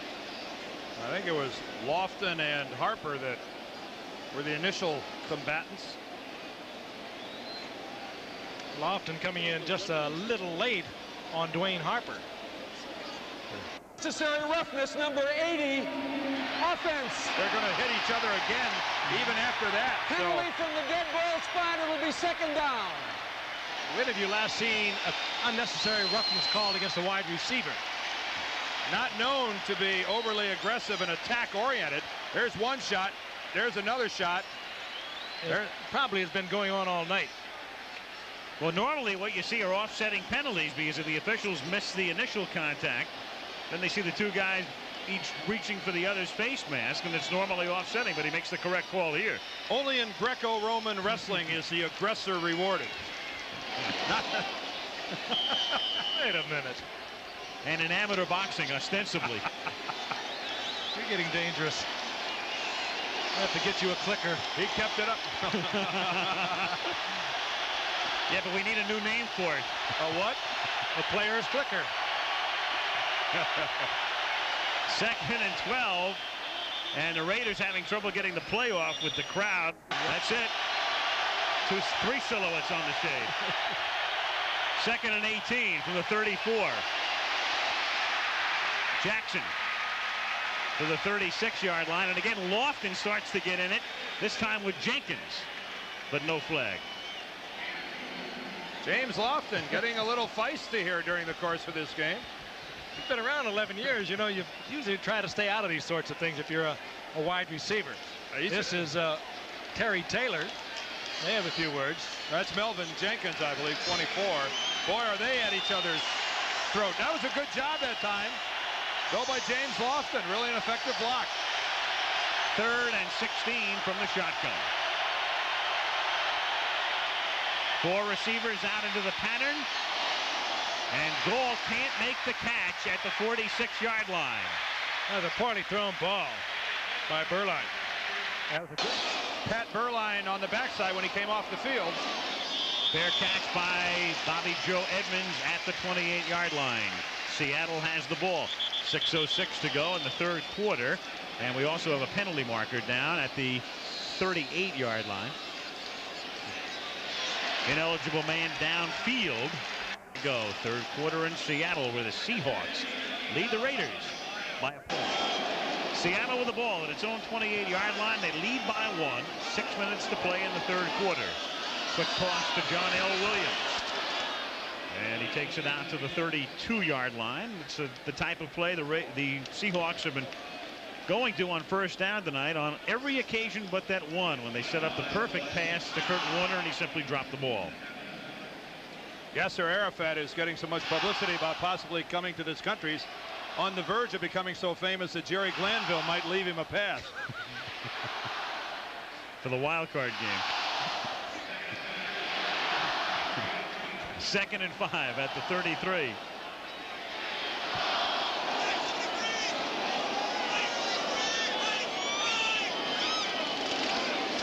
Warner. And it's going to be 3rd and a yard or 2 as Bill Packel, number 71, makes the tackle. Silently doing a good job as always this season in his 6th year out of Rutgers. Precipitated one of the Raiders' touchdowns. When the Greg Townsend was able to fall on in the end zone. That's right, running that line stunt where he came up through the middle. I guess the question now is, when Dave Craig goes to the air the next time he chooses to pass, is someone in a blue jersey going to hold on to the football? And he figures to choose to pass here out of the shotgun on 3rd down and a short 2. And he sends Williams in motion. And he throws for Williams. It's intercepted at the 41-yard line by Reggie McKenzie. Inside the 30, and McKenzie takes it to the 17-yard line. And it's really Steve Largent that has to come back and maybe save a touchdown. Bad pass by Craig. He has had the touch all night long. This time he tried to loft it over McKenzie, and McKenzie did not even have a difficult time getting it.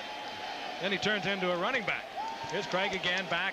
Now trying to just touch it, get lofted over the outstretched arms of McKenzie. No chance.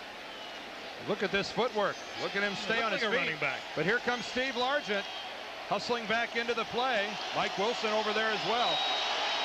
At the 17-yard line, Bo Jackson gets turned outside and out of bounds by Bruce Schultz, able to fight off Marcus Allen's attempted block, and Craig angry with himself.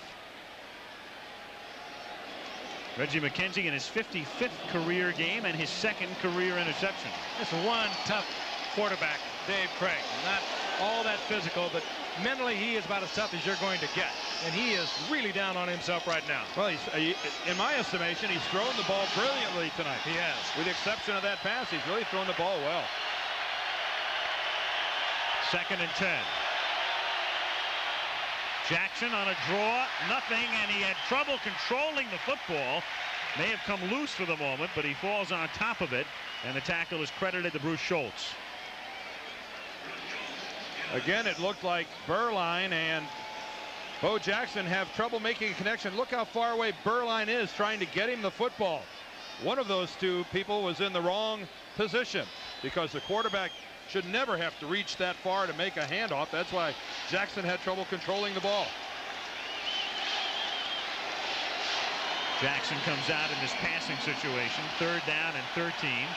Brown and Fernandez come to the left, and Goff goes to the right.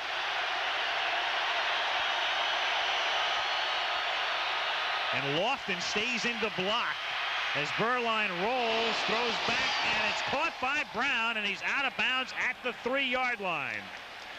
Timmy Brown. That time an excellent play by Burline. Kept his cool, raced out of the pocket. Really doesn't have a chance to think when he's being pursued like that. But give it to Tim Brown again. He made sure that there was a good passing angle for Burline from the shotgun. And that's Burline with a little tiny roll, but he has to make a big rollout. But he's watching Tim Brown come from clear across the field, opening up.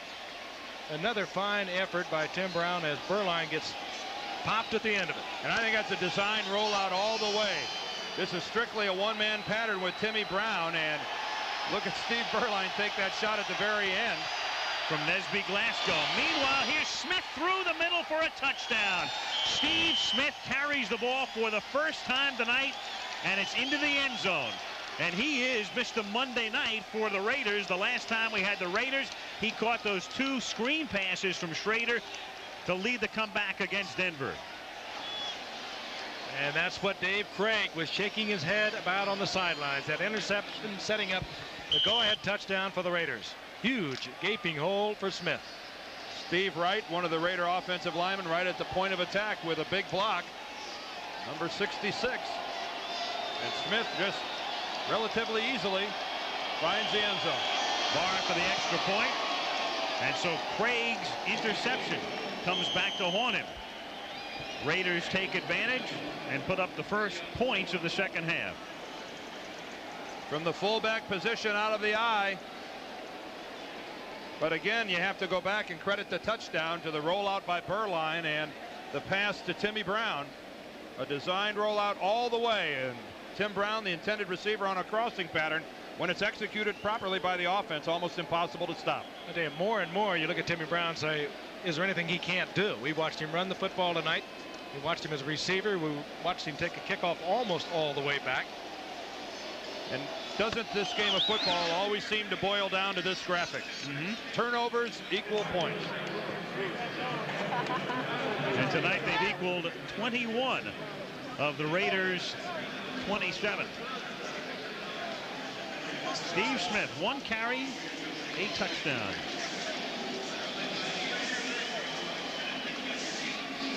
.323 to play now in the 3rd quarter. Raiders leading 27-21, again setting the AFC West. Denver leading 7-6. Winner of this game joins Denver. Loser falls a game back with 3 to go. Next week the Raiders take on Denver. Seattle goes to New England. Barr's kick fielded at the 6-yard line. Bobby Joe Edmonds taken down at the 40-yard line. The tackle made by Stephon Adams. We talked a lot about Timmy Brown, but Bobby Joe Edmonds has gone to the Pro Bowl as a return man himself. He is just kind of taking the back seat to the remarkable Timmy Brown tonight. Pops a big one, however, and gets Seattle in good field position. 1st and 10. Seahawks at the 40-yard line. Craig deep for Blades.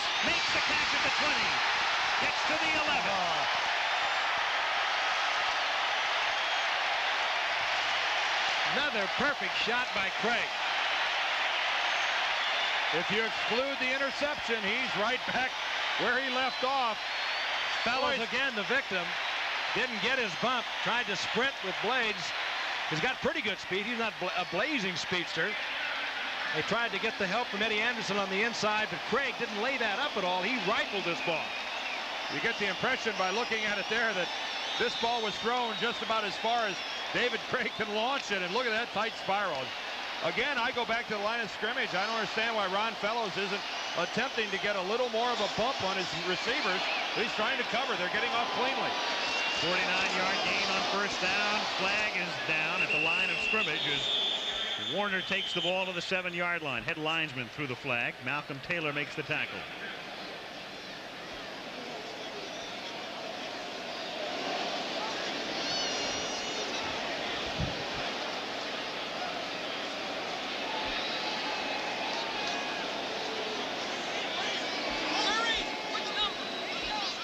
Illegal motion. Number 89, offense.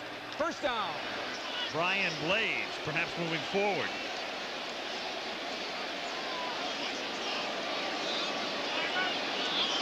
Well, he's entitled. 49-yard gain followed by a 5-yard penalty. Keep in mind, whenever the Seahawks really wanted to get something happening, they worked over in the right side, working against Fellows, and they line up both wide receivers over there at the moment. On first and 15, Largent in motion. And Craig for Butler. Picked off. Lionel Washington.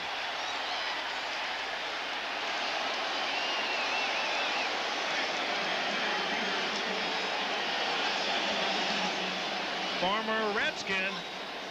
Key interception for the Raiders. Not a well-thrown ball by Craig. You don't need me to tell you that with the interception, but he has an open receiver. Butler is actually going to break open, but Craig throws the ball too deep into the end zone. He makes Butler have to go way back to get it. And it comes off the back of Butler's helmet. You can see there the ball actually hit Butler's helmet and ricochets to Lionel Washington. Oh, talk about a gift there. And talk about reaction on the part of Washington. On first down from the 20, Burline throwing for Gold, and he can't make the catch at the 36-yard line. Not a poorly thrown ball. That was thrown into the coverage and a ball that Willie Gault should have caught. Well, I've seen a lot of Raider games this year on tape and on television and whatnot, and this is $1 million receiving corps if ever there was one. But I've got to say this, that Gault and Lofton and Fernandez have had a lot of dropped balls this year. They have not given their quarterback a lot of help. I talked to Al Davis about it. I talked to Mike Shanahan about it, and it has been a recurring problem for the Raiders. Their big money guys have dropped a lot of passes this year. And that graphic told you a lot. 1 catch in the last 6 games. Granted, he's been hurt, but 1 catch in 6 games is astonishing. Allen stopped by Bryant. The other thing that's pretty astonishing about this $1 million core of receivers, we talked about James Lofton before. He hasn't caught a touchdown pass all year. Gault, 1 catch in 6 games. And you notice we're excluding Timmy Brown from this conversation. Leading receiver ended tonight with 32, and he's added to that this evening. 3rd and 8. Brown on the sideline on the 3rd and 8 from the 22-yard line. And that is nearly intercepted. And Marcus Allen had to turn into a defensive back to prevent Vernon Dean from making the interception. He almost turned into one a little early.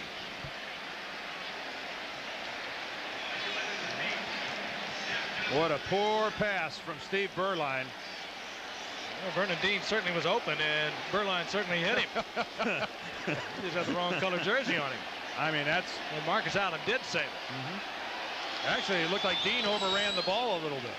Something that never shows up in the stats, but a big play by Allen. There's a flag down. Edmonds Fields at the 30. Back to the 38, and the penalty marker at the line of scrimmage. They usually get the ineligible man downfield with those flags. That is the preliminary indication from the head linesman. Confirmed by Mark Bright. Seahawks have the option now. Should the Raiders kick again, do they want the football at the 38? That's what it amounts to.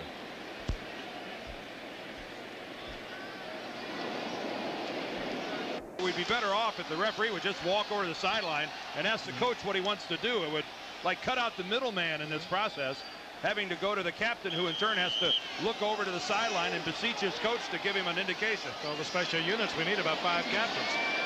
Bureaucracy at work. 38-yard line. Warner is home. Anderson rides him out at the 35-yard line. Mike Wilson's block paved it.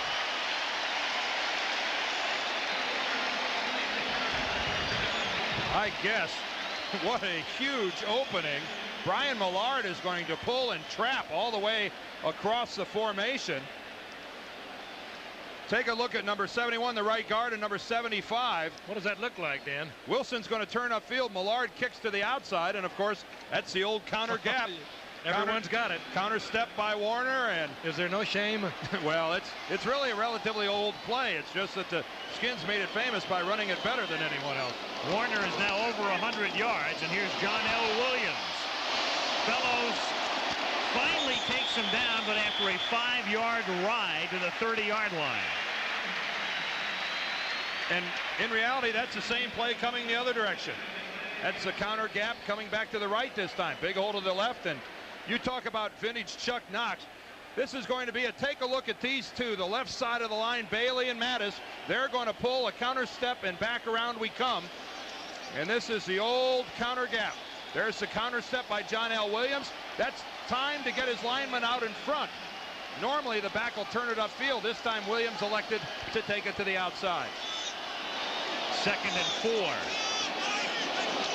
And Warner jumped, but got away with it. No flag, and Williams takes the ball to the 25-yard line. He was able to get set again as the quarter ends.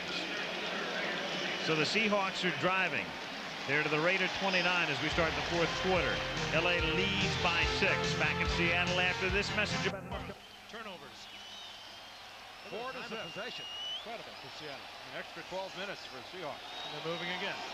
3rd and 1. We start the 4th quarter from the 26-yard line. Looking for the first down is Warner to the 24-yard line, and we'll see where they mark the forward progress. Good enough for a first down. So the 4th quarter beginning here with the Raiders on top by a score of 27-21. And a reminder coming up on Saturday from the Hoosier Dome in Indianapolis. The Big Four Classic. Louisville against Indiana and Notre Dame against Kentucky. And you're looking at Bobby Knight and Digger Phelps. And we'll be in Anaheim next Monday, where the Bears take on the Los Angeles Rams on Monday Night Football. 24-yard line, 1st and 10, Seattle. There's a change-off. The draw to John L. Williams. Swinging to the outside and finally tackled by Mike Haynes at the 16-yard line. Gain of 8. And Rod Martin, the linebacker to that side, really effectively handled by Kurt Warner. Kurt Warner, having to act as the lead blocker, got right up in Rod Martin's face and occupied him to the point. Martin, the contained guy on that side, lets John L. get to the outside. And Kurt Warner, you think of what kind of a knee injury he battled back from, and to think that not only is he an effective ball carrier, but a receiver and a lead blocker as well. It's some testament as to what kind of a man he is. 2nd and a short 2, and Warner gets the first down, takes it to the 11-yard line. He's tackled by Malcolm Taylor. That time it was Williams blocking for Warner, and they've been doing it all night long. And I got to agree. I mean, he's went down in 1984. I don't think anyone ever thought he would come back from that injury the first game of the season, but he not only came back, he's had a couple of 1,000-yard seasons after that. Full reconstruction of the knee. Yeah, you thought he might have gone the way, let's say, of Billy Sims when that happened. Absolutely. A credit to not only whoever put him back together again, but the mental toughness. That's what you really have to play through. From the 11-yard line on first down. Warner, not much there. Turan and Martin converge on the tackle. And it'll be 2nd down and 9 at the 10-yard line with 12.5 minutes to play. It's going to be no cakewalk into the end zone against the silver and black. That's one guarantee. That this is a spot on the field where the Raiders just bristle. And over the left side, defensively, Ron Fellows, who is known all night long, he has been the target. They've really been working away from Mike Haynes over the right side. He is 35 years old, but he's having a great year. They've been working primarily against Fellows over on the right side. Nobody's strapped on Mike Haynes since he came into this league. 2nd and 9. Quarterback draw. Craig gets wrapped up by Piquel at the 7-yard line. So it's going to be 3rd down and 6 for a first and 7 for a touchdown. That's the 2nd time tonight that Craig has run on a quarterback draw. He did it early in the ball game, and interesting call for a quarterback recently back from as bad a shoulder injury as he had. Kept him out 7 weeks, and I don't know that I'd be so eager to have my quarterback running the ball. And a little tough down there. You can see it a little better out in the open field, but everything is in there so tight when you're down there. Craig is not one of the great speedsters of our time. 3rd and 6, shotgun and 4 wide receivers. And Craig comes to the near side to Warner. Touchdown. They don't use him often as a receiver, but that was a very conservative pass. Just get the ball to him and turn him into a running back, and he's a great one. The block out front was made by Ron Mattis, the left tackle. And give Kurt Warner credit. He took the time to set up his blocker. Here's Mattis, the left tackle. He's going to drop back and then come out and make the kick. Watch Kurt Warner stutter, stutter, stutter, and then cut up in behind Mattis. Boy, as an offensive lineman, Dan, you can appreciate that on the part of the running back. There it is. There's the hesitation. Mattis gets the block on Eddie Anderson, and Kurt Warner, with that hesitation, ducks in behind him. And you're right, Frank. That's experience. He took out a whole suburb of Seattle. Norm Johnson's extra point is the difference right now, 28-27.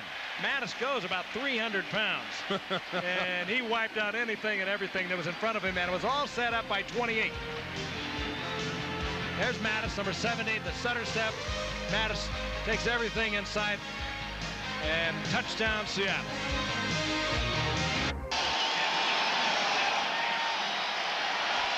Before the rampant inflation of the late 70s, the $6 million man.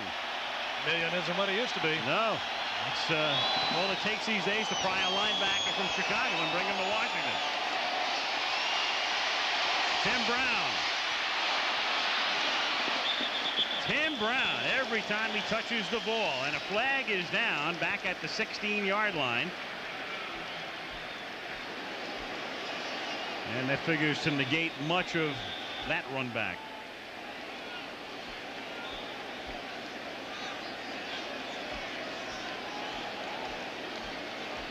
Mark Bright checking with the side judge.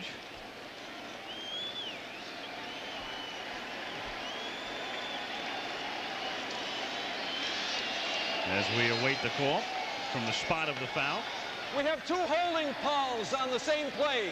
Number 56 and number 55 on the return. Will decline number 56. Will accept holding number 55. First down. McCall and Millen. Matt Millen is number 55. There he is, right at the 15-yard line, and you're right, that's holding. He just grabs Vernon Dean's jersey and yanks him to the ground. And I think what it amounts to is they accept the one that occurred further back to the Seahawks to pin the Raiders deeper. And listen to the crowd. From the 7.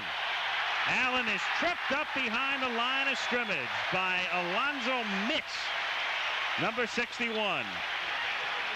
And here's where if you're a Raider, and particularly if you're Mike Shanahan, and you've had an erratic quarterback like Berline, here's where you really get concerned. And there is the new owner of the Seattle Seahawks, a land developer down in California. And I know that's not as exciting as he has going here tonight. Ken Behring, who owns his own golf course. Yeah, I asked him his handicap. He smiled. He said, it's my course. 2nd and 11. from the 5. Burline throws it off the fingertips of Tim Brown. Hey, that's one you got to catch. That could have helped this youngster. Burline could have helped him by bringing it in a little more to his body, but I agree. I think we're going to see that's a very catchable ball. Burline maybe could have made it easier, but Tim Brown's got to catch that ball. I don't know if he was expecting a hit coming across the middle from Harper or one of the safeties or whatever, but you're going to get hit just as hard whether you catch it or you don't catch it. 3rd and 11 from the 6.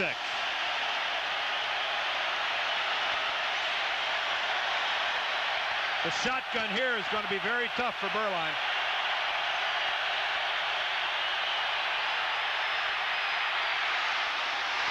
Picked off at the 15-yard line. David Hollis.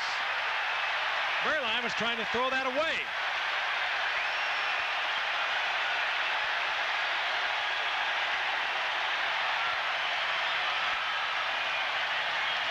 Oh, that's shattering to a young quarterback. And a young coach. Well, first of all, he got lucky not being sacked in the end zone. He held the ball in the end zone an extremely long time. Watch how long he gets away with holding it in the end zone. He's lucky he wasn't hit from behind. And then, I don't know what he was trying to do. Maybe he was trying to get it to Marcus Allen and threw it over his head. Kids make mistakes, and Steve Burline is a kid. And I guess you can say that he was trying to get it to Marcus Allen and it took off on him, but that's being kind. That's a major error. First interception of Hollis's 2-year NFL career. 13-yard line, John L. Williams. Gets to the 9-yard line. A little bit more than 10 minutes to play. Seahawks on top 28-27. Lyndon King makes the tackle. Tough night following a tough game last week against Atlanta. And Jay Schrader is taking some snaps on the sideline. He's taking some snaps from the starting center, Bill Lewis. He hasn't taken off his baseball hat yet, but there's Jay taking some center exchanges. And it certainly has to be an option that's being mulled over in the mind of Mike Shanahan. 2nd down, 6 from the 9. Warner for a first down at the 2.5.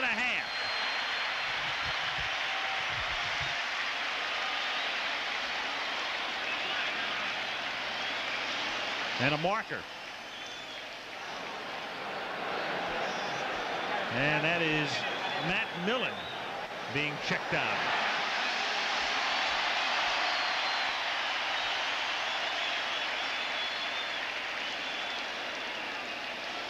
And Schrader continues to loosen up. We'll see about Mark Bright's call. They spot the ball at the 3. Initially. You think it's going to have something to do with encroachment or something because it was called by the line judge here, the near side. Defense. It'll be 2nd down again. Apparently, when they spotted it after the run, he didn't have the first down. Otherwise, they would have taken the play.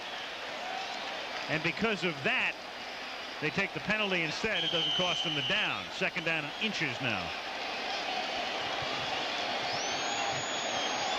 At the 3-yard line.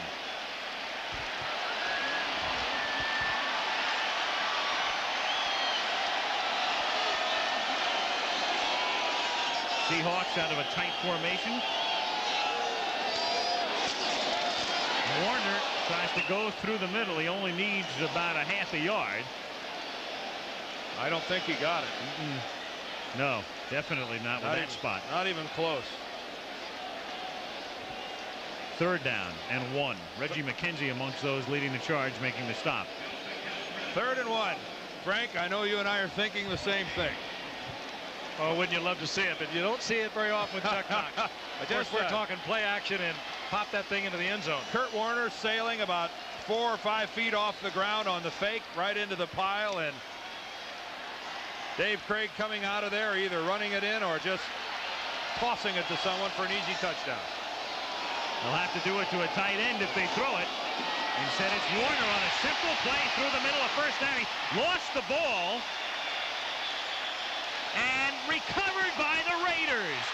believe that? Mike Haynes comes up with it. He had the first down, did Warner, lost the football. Raiders get a gigantic break.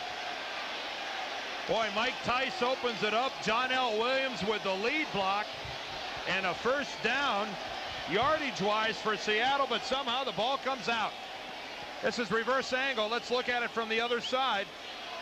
This ought to offer us some sort of a vantage point here to see. Well, the ball comes out. The Seattle folks here are booing. They think Kurt Warner was down. Good shot by Fellows, who has been in trouble all night long at the cornerback. He was the one that jarred it loose. A part of Kurt Warner's body has to be touching the field before he's down. On that replay, it looked like a good call by the official. And you wonder if they're not taking a look at it. They took a look at it in instant replay, and they agreed with the officials that he's not down. It is indeed a fumble, and first down, Los Angeles. And a lot of credit to Fellows. And it's still Burline in at quarterback at the 2-yard line. Allen gives them a lot of room with a first down to the 18-yard line. Marcus Allen bursts through the middle, and the Raiders now trying to capitalize on Seattle's 5th turnover. 8 minutes to play. Boy, and that is a big play for the Raiders, getting Burline out of that end zone.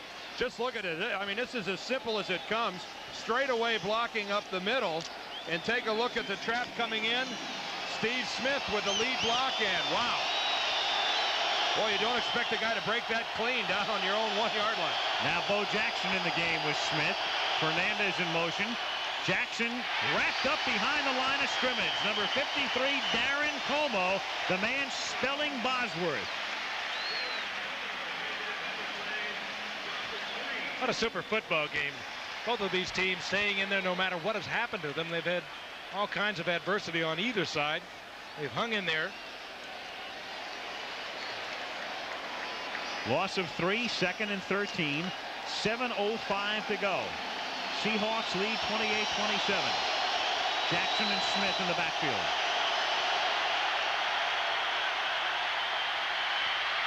Burline has it tipped, and then it's caught at the 17-yard line by the tight end Andy Parker. But that turns out to be simply a 2-yard gain. Alonzo Mitz got his, well, shall we say, mitts on it.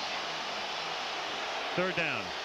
And Andy Parker just doubled his receiving total for the year. I think he only had 1 catch coming into tonight's ball game. If that's his first catch of the evening, he's just really padded his totals. Good hustle on his part, though. Meanwhile, the crowd responds. It's unbelievable. They're replaying every controversial play on the screen here, and to the crowd it looked as if he didn't make the catch. Timeout is called by the officials here. Well, that's the replay screen. A league rule says you don't replay controversial plays, but the reason is simple, because you can get the crowd incited to the point where, you know, on a worst case basis, the officials would be in physical jeopardy. Well, how about if we look at it? No one's in jeopardy here. We'll see if Parker does come up with this ball, or does he trap it? Ooh, he traps it all the way. Whoa! Oh, that is a trap. Sorry, Andy, you're going to be back to 1 catch. And it doubled his output. No, that's a trap all the way. You could clearly see the ball bouncing off the ground. We had an awful lot of replays tonight. And another one here. Seemingly so. This is ruled incomplete. Yep. Incomplete. That was a one-hopper. 3rd and 13. George Slatke is the replay official. He has been a busy man. Machine up there smoking. Hope he's got a super VHS. Shotgun. 3rd and 13 from the 15. Flag. Play is dead. Jeff Bryant came across. Was he drawn is the question. I think Chris Ream, the left guard, flinched. Full start. Number 77, offense. 3rd down.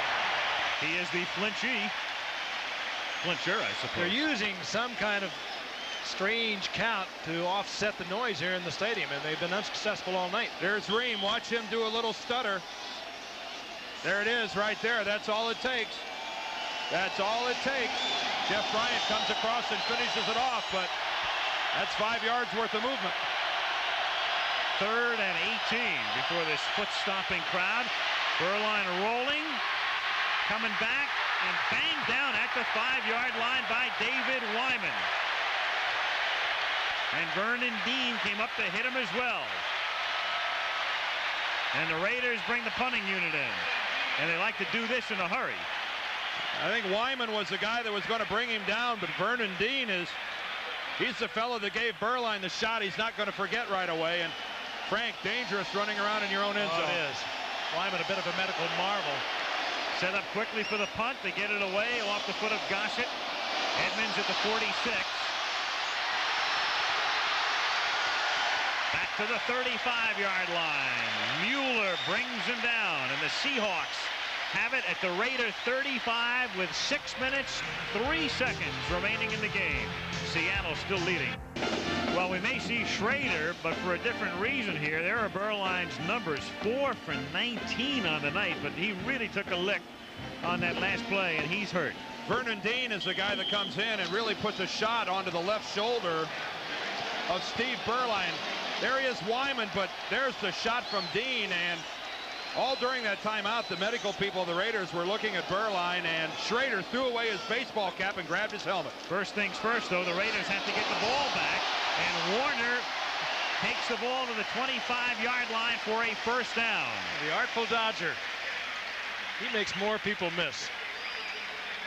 Little stutter step, darting, squirting out of almost impossible situations. If Schrader does come into the ball game, one thing for sure is he's going to be behind. The question now is how far behind. Right now the Raiders trail by a single point, and the Seahawks already at the 25-yard line, well into scoring territory already. He'll either be 1, 4, or 8 points behind. 1st and 10 from the 25-yard line. John L. Williams to the 24. You know, funny thing, it's not as if you sit up here and second guess Knox's call when Warner gets the ball the last time, but here's Williams talking about Williams and the fact he fumbles less than anybody in the league, and yet they gave it to Warner on that 3rd and short. And Warner must feel as if he has a second life because it didn't cost him. And there it is, Warner at 123, Williams 101. First time in the history of the Seahawks, and they came into the league in '76. You got 2 guys going for 100 or more yards in the game. Al, to finish off your point, the only thing I can say is it's difficult to argue with ever putting the ball in Kurt Warner's hands. If he wants it, I say let him have it. No, it's more ironic than anything else is what it amounts to. Second down and 9 from the 24. Here's Williams again, and the sure-handed one takes the ball to the 20-yard line. Talked about Williams without a fumble this year.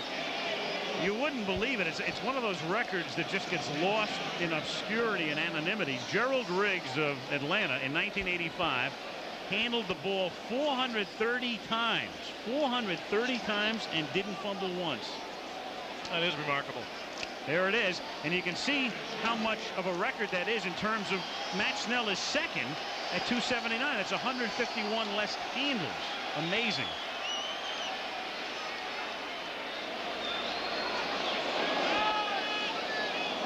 Third and a long 4 from the 20, and Craig going for it all into the end zone. Touchdown! Lewis Clark's first catch of the night. And it appears that they'll be 8 points down when the Raiders get the ball. Another Seattle Seahawk who has come off the injured reserve out most of the season with a hamstring, and was it Chuck Knox who told us we'd see him when they got down close? Liked his leaping ability. Again, we're looking at a perfect pass being needed by Dave Craig, and you be the judge. Look at this throw. Oh, a lot of pushing, a lot of grabbing. Washington on the inside, Anderson on the outside, and the guy in the middle, Lewis Clark, finds the ball coming right to him. Another perfect throw by David Craig. He's had the 2 interceptions, but for the most part, he has been absolutely perfect tonight. He's thrown into some very delicate areas, threaded the needle, and that time it was absolutely perfect. It had to be. That was good coverage. Well, the Raiders dodged a bullet when Warner fumbled at the 2, but they can't get away this time, and boy, are they going to need some magic from Jay Schrader. 3:40 to play in Seattle, 35-27 Seahawks.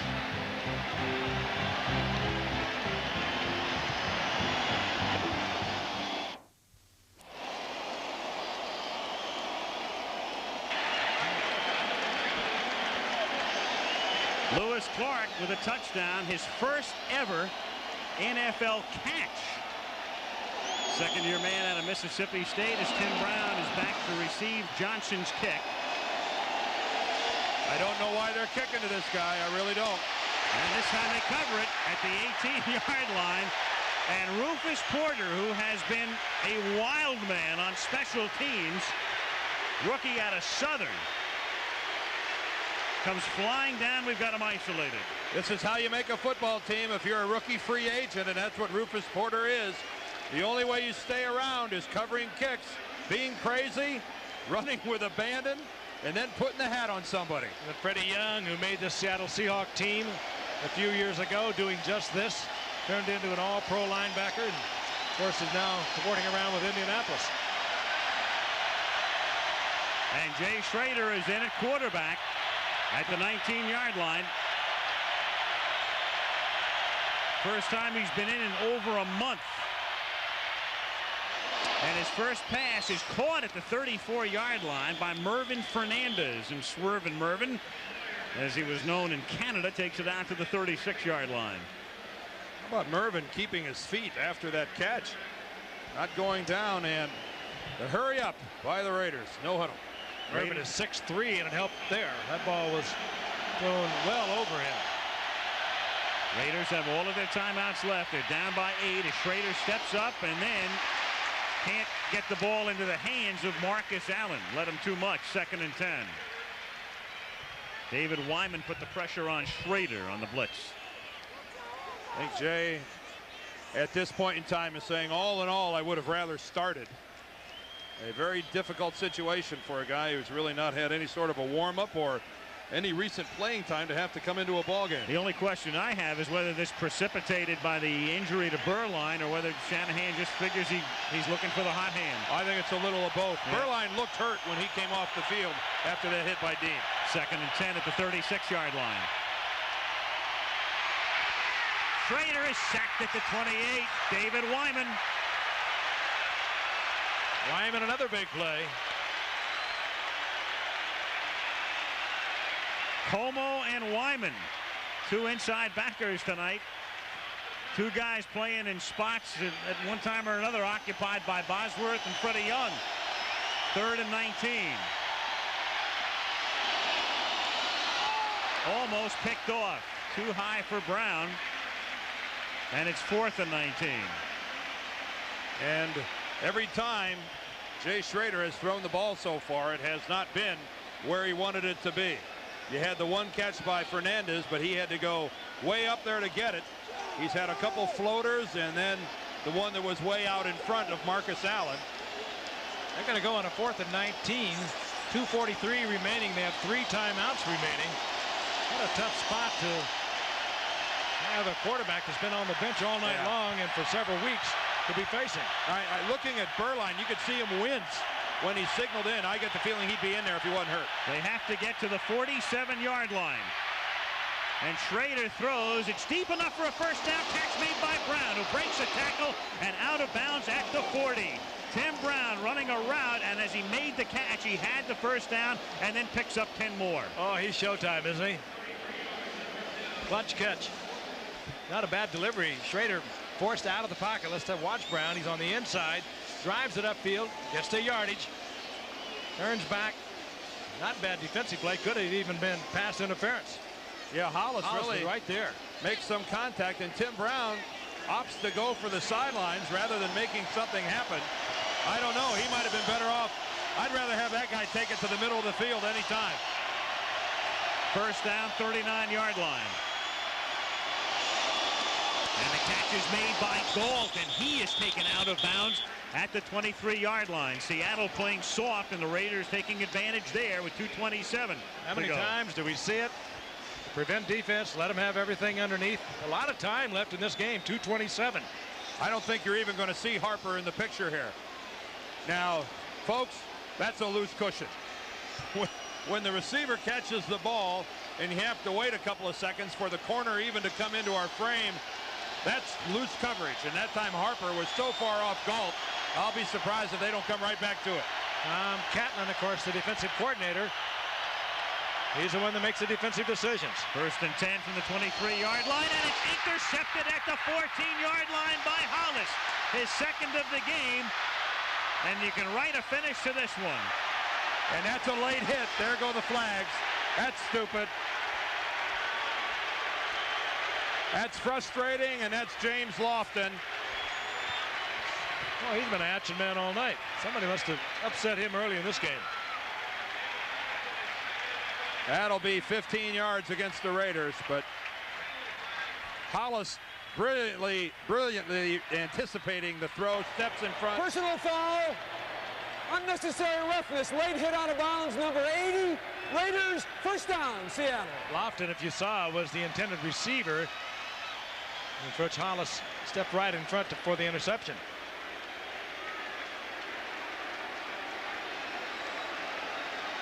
How far out of bounds was David Hollis?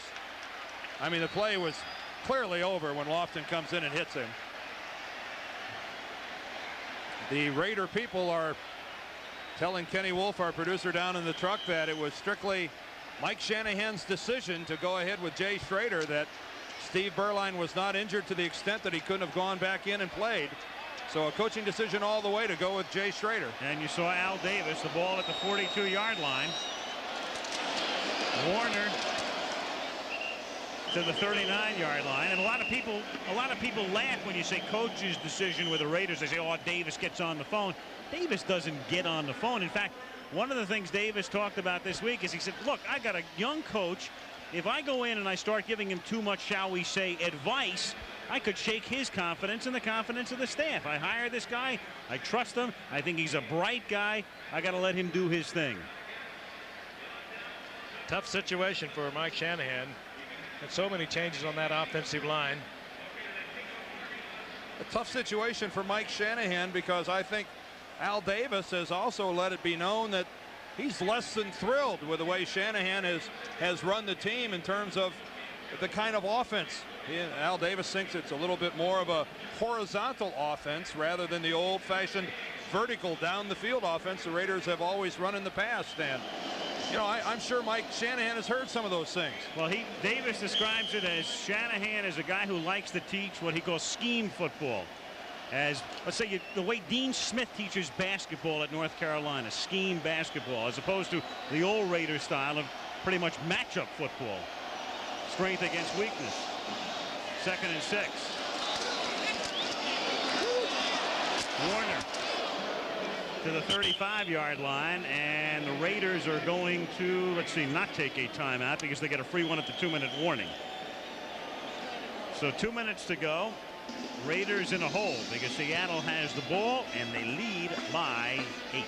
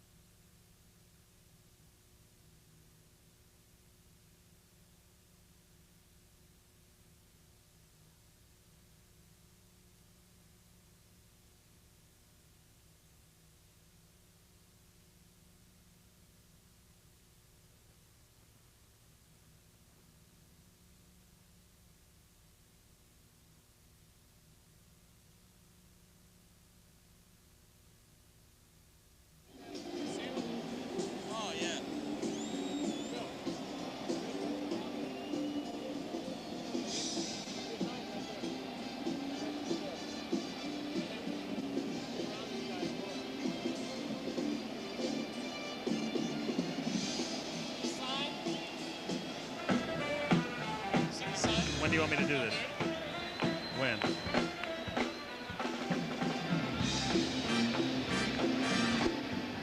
Two minutes to go. Reminder, tomorrow night, an hour of comedy. Who's the Boss?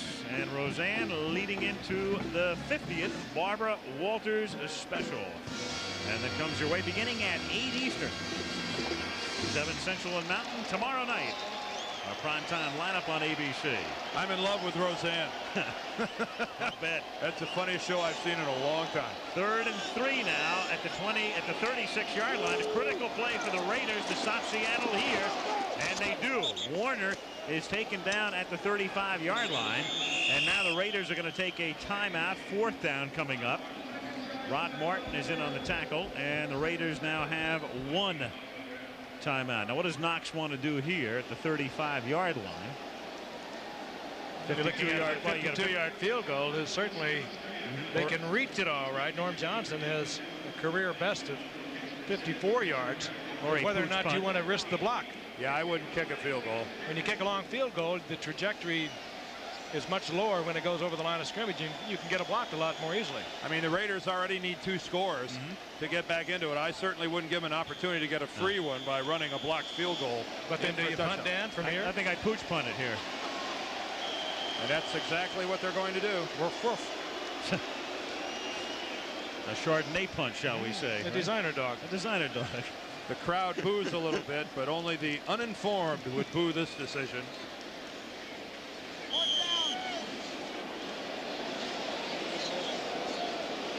.151 to go. Hey, for the AFC goes on to play at New England. They come back and have Denver, and then they have to close the season against the Raiders in LA. Meanwhile, the Raiders will have a critical game next week against Denver in LA. And that pooch punt had a little too much bark. That was a dog. Yep, that was. This telecast. Speaking of dogs. I beg no, your not pardon. you. I mean the copy. Go ahead. I beg your pardon. I never promised you a rose garden. Go to from the reverse angle, folks. Why should I have to read this? The disclaimer. You can only say that with me between you and him. I know that. You'd think by now I would have memorized this. This telecast is presented by the authority of the National Football League as intended for the private use of our audience. Any rebroadcast or any other use of this telecast without the express written consent of the National Football League is strictly prohibited. And it's out of here. Okay. And I don't know that I'd really want to be Jay Schrader right now. A lot to do and not a lot of time to do it in. Marcus Allen. First down after the 37-yard line, but Seattle will give them that. Minute and a half remaining, and again, the Raiders have just 1 timeout. Marcus Allen. How many football players you know have style when they lose? And Allen can't handle it with 1 hand, and again playing with that cast. And you're right, a lot of guys would have been on IR with his injury. Oh, I couldn't agree more. I admire his that courage. hurt too. You know, he had to put that left hand out there, and you know it had to hurt. I admire the man's courage. Never moans, never groans, never gripes. I wish we would have had him Saturday. Yeah. So does Larry Smith. What's this we? Well, when we get to the Rose Bowl, I'll be hearing it from you. I don't know. Inbred loyalty.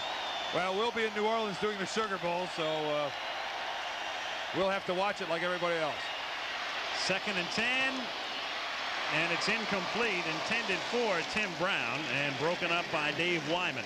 You know, he made a good play to avoid the interception. He's a complete football player. And a Raiders record right there, combined yardage, 178 on that kick return. He's caught a touchdown pass. 1 rush tonight, that was worth 3 yards.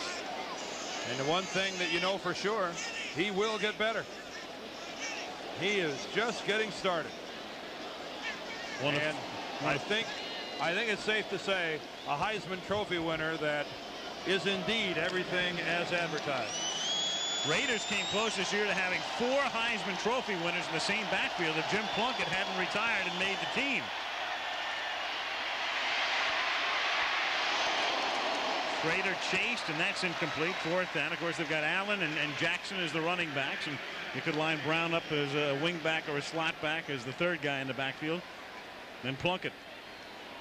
Meanwhile, Dave Craig with 5 touchdown passes, including that last one to the appropriately named Lewis Clark. Can you think of a better name for a guy playing for a Northwest team? Yeah, and how candid too, though, Chuck Knox, to tell us literally in our meeting today that he was the player they'd like to go to when they got down close. They went on a Lewis Clark exploration, and you're a sick man, very sick. It was an expedition, not an exploration. I know. Just wanted to see if you were still listening. It's almost time for breakfast. As they departed from the confluence of the Missouri and Mississippi. Right. And went right through the Yakima Pass. On their way to the Palouse. The good old Palouse in eastern Washington. Totally over the edge. Oh, completely. By the way, False start, number 60, offense.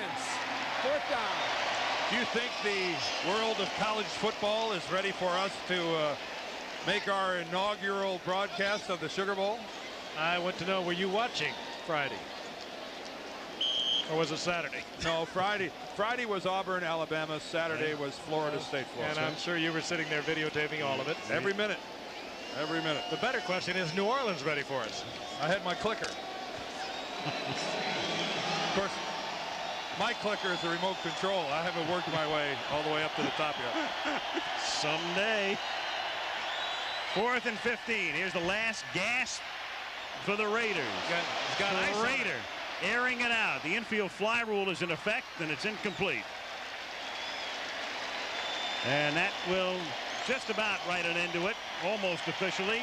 Raiders, should they wish, can stop the clock once more. And the way things appear at the moment, it's going to be Seattle and Denver tied for the lead. Seattle beat Denver earlier this season, in fact, on opening day, and that's the way the standings will look. We talked about the Raiders meeting Denver, and again, Seattle in 2 weeks, but sandwiched in there, which we have not talked about, is Buffalo. At Buffalo. There it is. Yep. And I guess none of us can forget the fact that the Raiders did beat Denver. We were there. Can hardly forget that one, down 24-0. And they better beat them again if they want to stay in the race, and they're going to get them next week. Raiders do take a timeout. Tim Brown, big night in a losing cause. Executive producer of Monday Night Football, Jeffrey Mason. Kenny Wolf, our producer, directed by Craig Janoff. Our technical director is Joey Shabo. Guys did a great job tonight. Ben Harvey, our associate director. There goes Billy. Billy's gone. Well, the game's truly over when Billy Edwards walks out. Orange Sleeves is leaving. And as always, Steve Hurt for research and information. George Hill back home in the Puyallup region. Our statistician, and Malibu, Kelly Hayes. I want to thank the Raiders and the Seahawks for a heck of a game. Yep. Yeah. Good one. They turned it up for us. Great first half.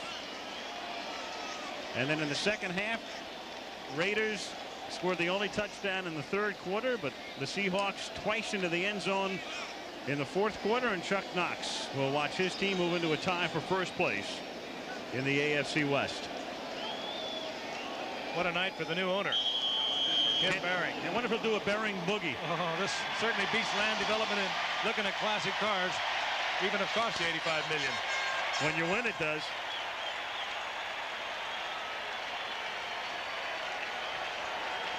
So 60,000 go home happy from the Kingdome in Seattle.